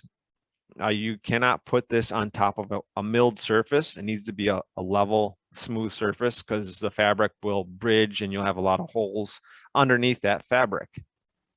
Also, if you're going to, if you have a heavy wrap program or reclaimed asphalt pavement, where you take the millings of an old road and you incorporate it into new asphalt, you cannot do that with paving fabric on that old road. If it's an old road that has paving fabric, you have to use it in something else, maybe in aggregate, like a reused aggregate kind of thing, because it will mess up an asphalt paving plant if that is put through there. So there's many variations to all these tools that we have. We can do something that's called a sand seal, which if you have that bleeding surface where it's a lot of oil is working its way up, you just put a layer of sand on top of the fog seal, or on top of that that bleeding surface that it's acts as a blotter, and it helps increase that surface friction. The sand doesn't stay there forever, but it's just enough to keep it so it's not too slippery for the public. You can do a cape seal, which is a seal coat with a slurry seal on top of it. So putting those two together, it helps really lock those chips on top. It's kind of similar to putting a fog seal down on top of a chip seal, but it's a little bit more beefier. It's got a longer lifetime. You also use a sandwich seal, which is, again, where those areas where we have a lot of bleeding or flushing, you put a chip seal down. Excuse me, you put a layer of chips down. You don't put the emulsion first, because the chips are going to stick to that sticky surface. And then you put your emulsion and then a chip on top of that to help lock in those areas that are very slippery. You can use an under seal, which is pretty common in down south. I think North Carolina does it. Many counties are experimenting it, obviously, in Michigan as well, which is a seal coat, and then you put an overlay, an asphalt overlay on top of that. It really helps prevent water intrusion, and it slows down that reflective cracking from happening. We're showing the cape seal on the right lane. It has been done already. So it looks like a fairly new asphalt surface when it's applied. And it's got to be applied on a surface that is not very structural distressed. So it's got to be in a pretty decent shape yet, pretty high in the pavement life curve still. Showing graphically how it'll look like. You put that cape seal down so it's pretty thin, and then you put even a thinner layer of those, usually a thinner layer of the chips, so a smaller chip on top of that. Generally last 5 to 7 years. They help improve that ride and really prevent water intrusion, and reflective cracking is limited as well. These cost is typically $60,000 to $80,000 per mile. My cost on this isn't as good because we don't have as many agencies using cape seals, but we do have a few, so we have a general idea what they would cost. Here's showing an under seal. We put that layer of chips down and then put that overlay on top of that. So now those are all the preventative items, the things that we need to do to help preserve the strength, or maybe add a little additional strength if we have a thick enough overlay. The next step is maybe the structural distress is just too bad. We need to just start over, remove all the distresses, all the old pavement, and then start with a new one. So it's next one up would be called a crush and shape, where we take that old pavement.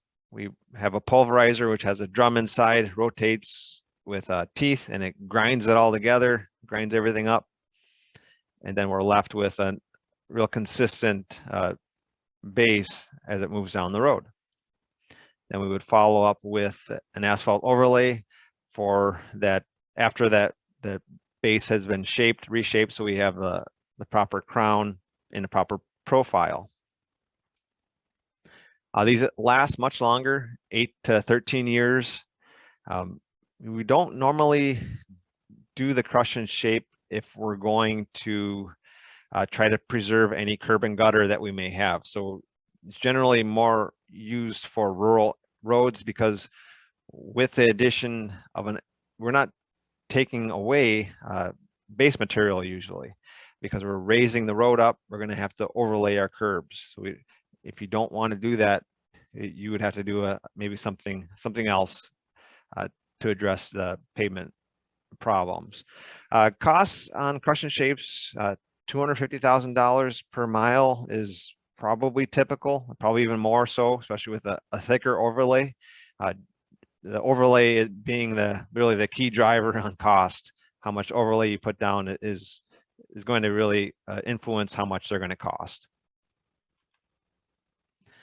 So there are solutions that we can do that don't increase the height of the elevation or the road surface as much. So we can do something that's called a cold in place recycler. You can kind of see all the equipment here that are highlighted that are involved with the train. So just the process of it, we mill and pick up all the asphalt, or a portion of the asphalt. Sometimes it's not all of it. We crush it and resize it on site. We mix it with an emulsion again to apply more glue, more binder to help lock everything together. And we lay it back down, and then we compact it. So we're using 100% of our existing materials to rebuild that asphalt surface into a nice solid base, or I shouldn't say solid. We usually have to overlay it because it's not as good as a new pavement. It has with the use of emulsion, it doesn't lock together as well like a hot mix asphalt, plant produced asphalt would be. Working in an urban area with a lot of utility manholes, you're going to have to, it's a little bit more difficult, obviously. Even with paving, it's going to be more difficult with manholes. The cost is $150,000 to $200,000 per mile. So it's obviously a little bit more expensive than our cheaper alternatives, but we're using what we have available, the materials that we have available. Another way to recycle is hot in place recycling. it's a little bit different process. We're not grinding it and picking everything up. We're just heating the surface up with infrared heaters.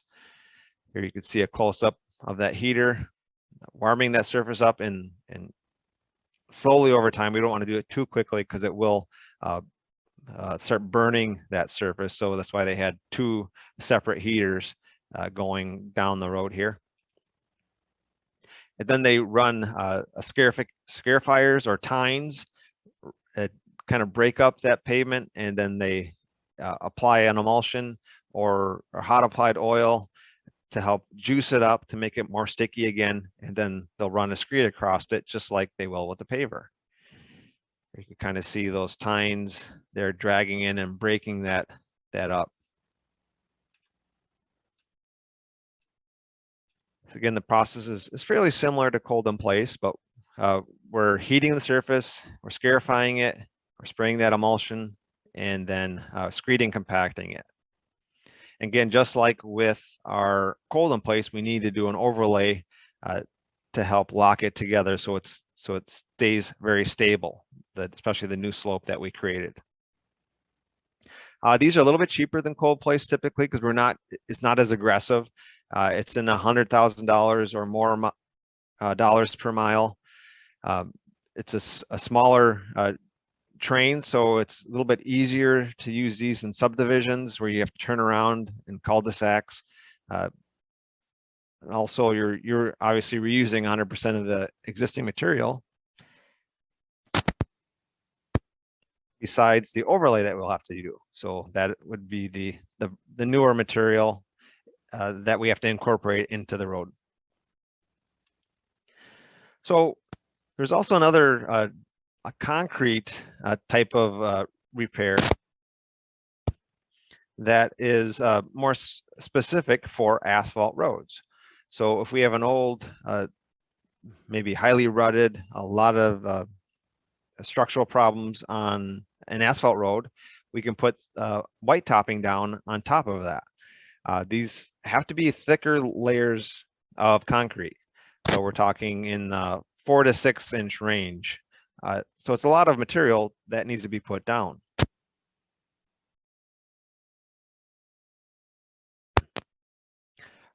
And with that, we don't have a good way to bond everything together, and we're not usually using steel to help transfer loads. We don't have joints cut in the pavement like we do, transverse joints cut in the pavement like we do in a concrete pavement. So there needs to be a lot of panels, a lot of joints. So every 4 to 6 feet or so, we have to cut joints.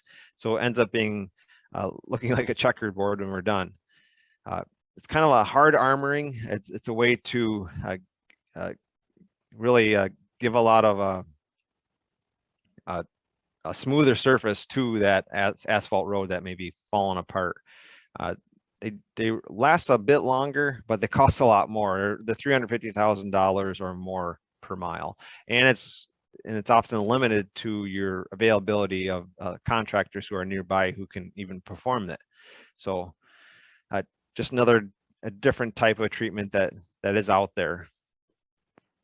And always, like as Andy had mentioned, we're always going to have to reconstruct a road at some point in its life. So that's always going to be a tool that we'll have to have available. So this is a good time to correct any geometric problems. Maybe you want to take out a curve that's too sharp. Maybe you want to take out a hill that's too steep. It's a good time to upgrade the underground utilities that pass underneath the road. Of course, it's the most costly. It's usually $300,000 to $3 million or more, depending on how many lanes you have, how much underground utilities you have to address, and so on. 9 to 15 years is fairly general, depending on how much thickness you're putting back, how much traffic you have. It can really influence how long it's going to last. All right, so that comes us to another break point. And it looks like we have,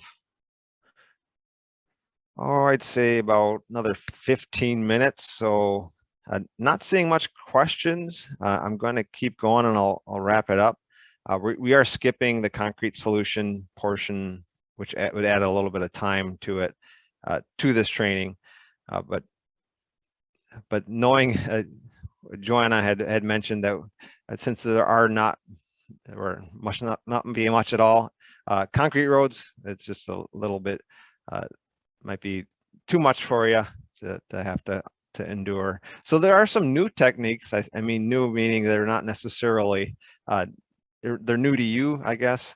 So putting a chip seal down on a fresh layer of HMA. This is, I think, from 2010.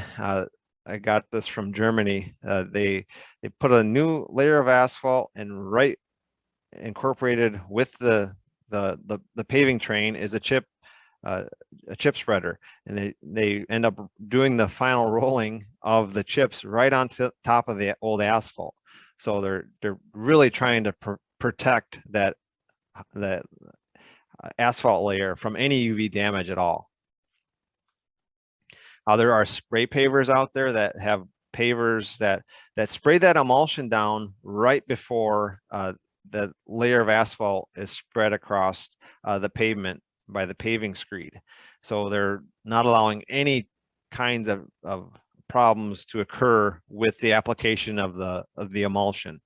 It needs to be a special type of emulsion that's applied, but it's another newer technique, one way to get the best adhesion from that old pavement to that new layer of asphalt we're putting down. We also have the ability to put dual lift hot mix asphalt layers down. So this is a special type of paver that'll take underlying a binder course and a surface course at the same time. They have two hoppers that trucks dump into, actually one hopper that a truck dumps into. They dump into this main hopper right here, and the whole unit slides back and forth. So when they want a surface mix, it'll dump up here in this hopper, and it slides back for the lower mix. So as they're going, it actually has two screeds. There's one screed here and one screed there. So it's like a hot on hot binder layer and surface layer. So this has been used in overseas, Japan, Germany. Some US cities have tried this as well. So it is used in the United States. Obviously it's a different piece of equipment, so it's going to be definitely higher costs to the contractor, and of course to the owning agency. All right, so let's touch a little bit on financial basics, and that'll be it for today. So really the main way roads are funded in Michigan is the Michigan Transportation Fund. This is how the local portion or the state portion of our tax dollars when we go to the gas pump, how it's distributed, also the registration fees for our vehicles, how that's distributed. The House Fiscal Agency has a really interesting and in-depth view at how all the different things and where all the Michigan Transportation Fund money goes. So this is incorporated in that workbook that I had linked in the chat. So if you're interested, check it out. It's pretty neat. But this is just one portion of our gas tax. The other portion, of course, is our federal gas tax. So that portion goes off to Washington. They take their portion and they give it back. So, of course, every state, United States is what they call a donor state. So everybody ends up paying, for the most part, more taxes than they get back in revenue from the feds. And of course, which is pretty unique, and also a lot of agencies in Michigan do use local tax millages. So a great way to keep the local dollars that are tax dollars that you're generated are kept local, kept in your county, kept in your township. So I do, in my next slide, I have a little summary of where those are located throughout Michigan. And of course, townships can contribute money to the general fund. there are some states that do lean a little bit on private developers.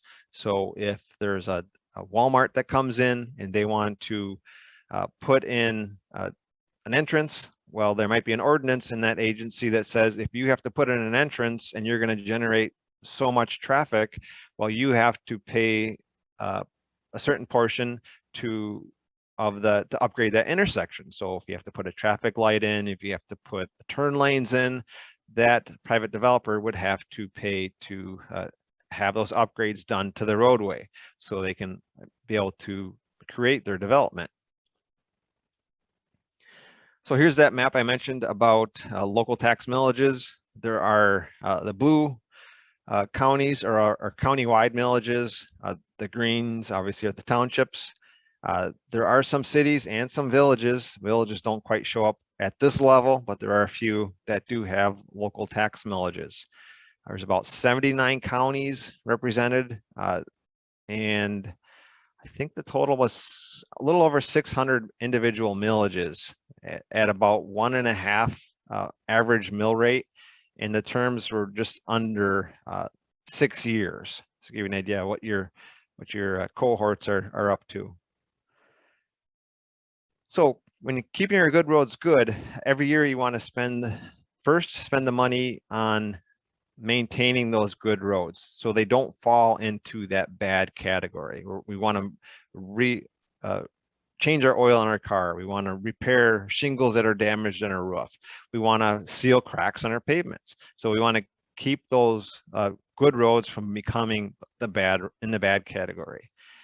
So then if we're left with some extra money, then we'll take that money and then improve those bad roads, bring them up into that good category. So we have a bigger pot and a smaller pot in the bad category. So here's just some general costs for management on keeping a gravel road good. We do have a gravel basics class, which is a lot more concentrated on gravels, but I did incorporate some of that into this training to give you an idea of what it costs, the difference between gravel and paved. Because every agency, I believe every agency in the state does have gravel roads. I take that back. I'm not sure if MDOT does. So well, if you start from a good gravel road and you're going to do some maintenance grading. Now on the extreme end, maybe it's 5 times a year. That'll be about $280 per mile for every time that you have to go out and grade that road.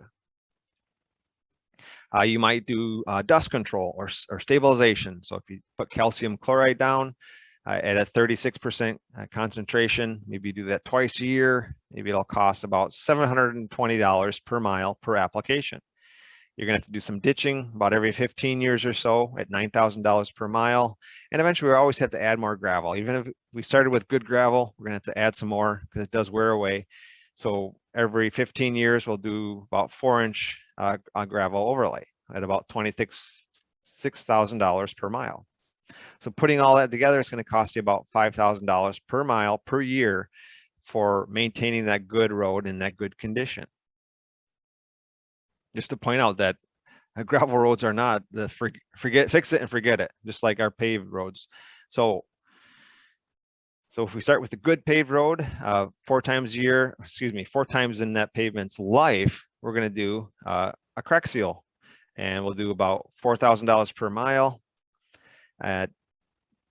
We'll do a chip seal, maybe 5 times in that pavement's life at $25,000 per mile. We'll do a fog seal 5 times on top of that chip seal, about $5,000 per mile, and a crush and shape 1 time during its life before we reconstruct it at about $225,000 per mile. So putting it all together, it's about twice as much. So about $10,000 per mile per year to maintain that good road in that good condition during its life.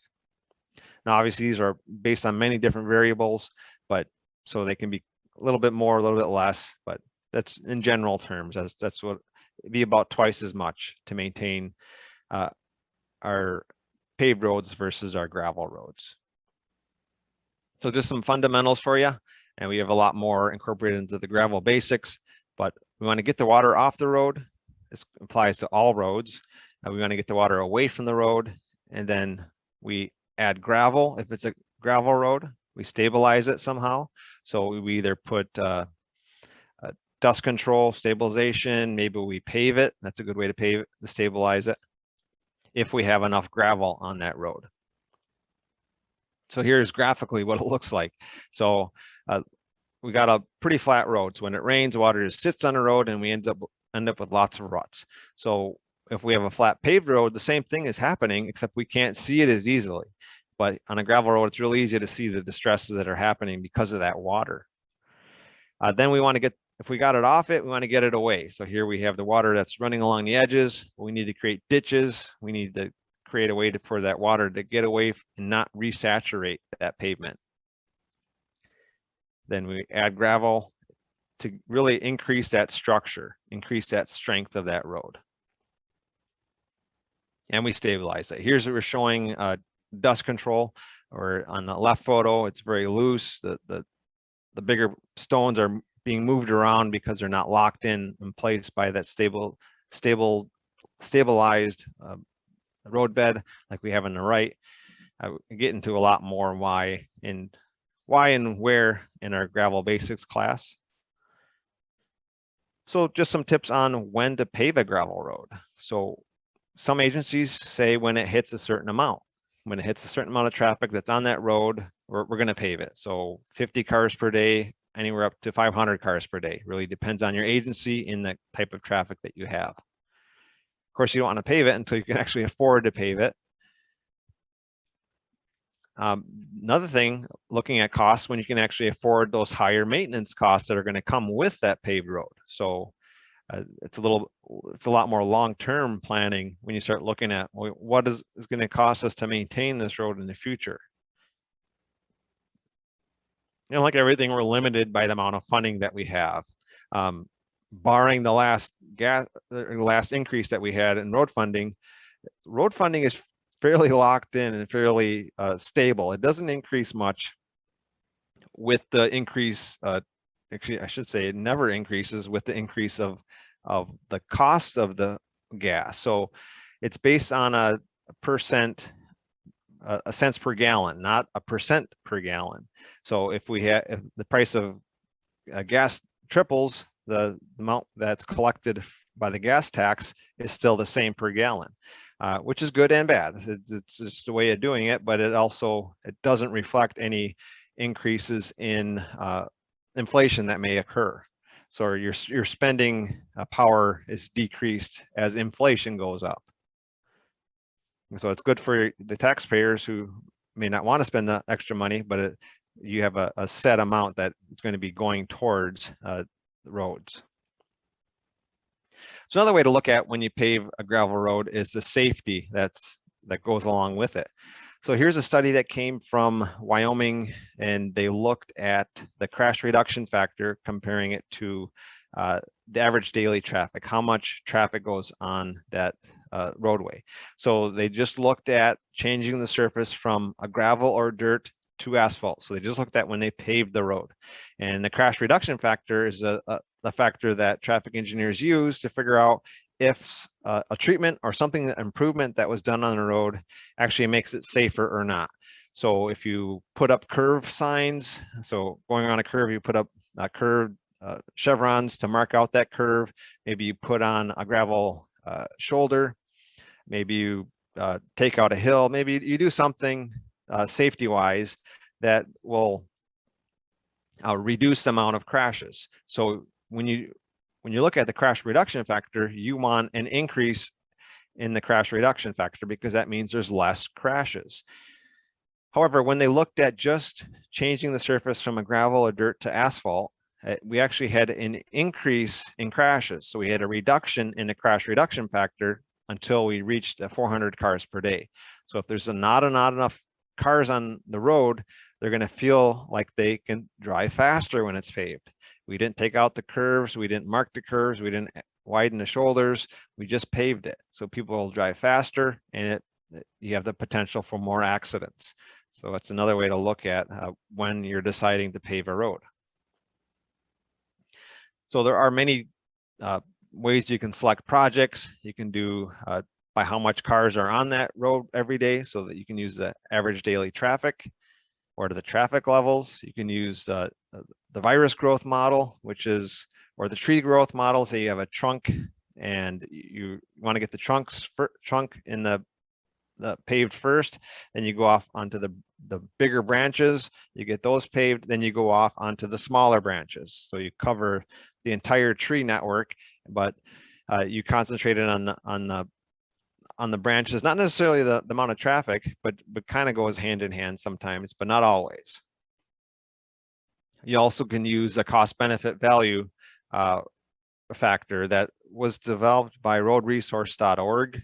If you go to roadresource.org, you can find it. They call it the CBV, and they use different constraints, but essentially it's just taking how much cars per day, multiplying it by your extended service life, how much benefit you're going to get out of that treatment, and you're dividing that by how much that treatment cost, and it's also multiplied by the rating.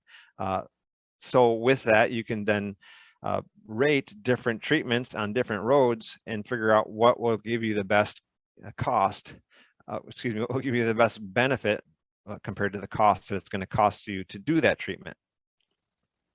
And always you can create your own scoring system. So just to wrap up on the fundamentals, you want to protect your investments. So we want to, if we're going to pave roads, we want to make sure we're doing maintenance to keep that paved road in that good condition. We want to get the water away from the road. So that's something that's done during construction, so we have a good slope, but also during the life of that pavement, we want to maintain our drainage. We want to make sure that we still have those nice stitches. We want to build on a firm foundation, so we don't want to pave through a swamp. We want to do something else to address any underlying issues on our pavement strength, because those will come back to haunt you. They will work their way up to that surface pretty quickly. We want to use quality materials. We want to compact well. I get into more of that in our gravel basics class. We want to build for our traffic loads and volumes, meaning we want to build enough strength what we're expecting that road to have. And then once all those above items are done, that's when we want to pave the road.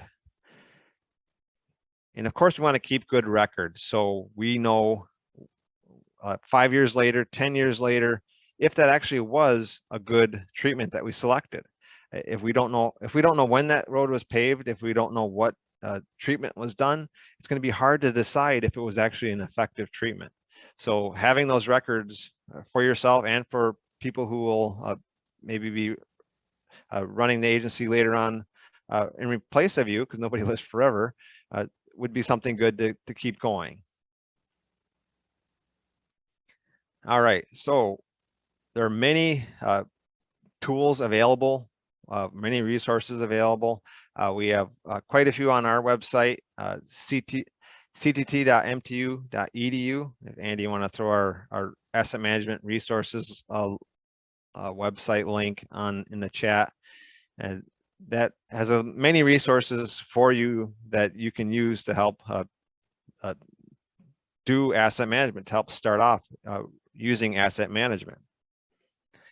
And for agencies who are trying to explain why they're choosing to do certain roads, why they're choosing to pave a certain road, it really helps communicate the entire situation, the real situation, to the public, and the elected officials on why you're making decisions that you do.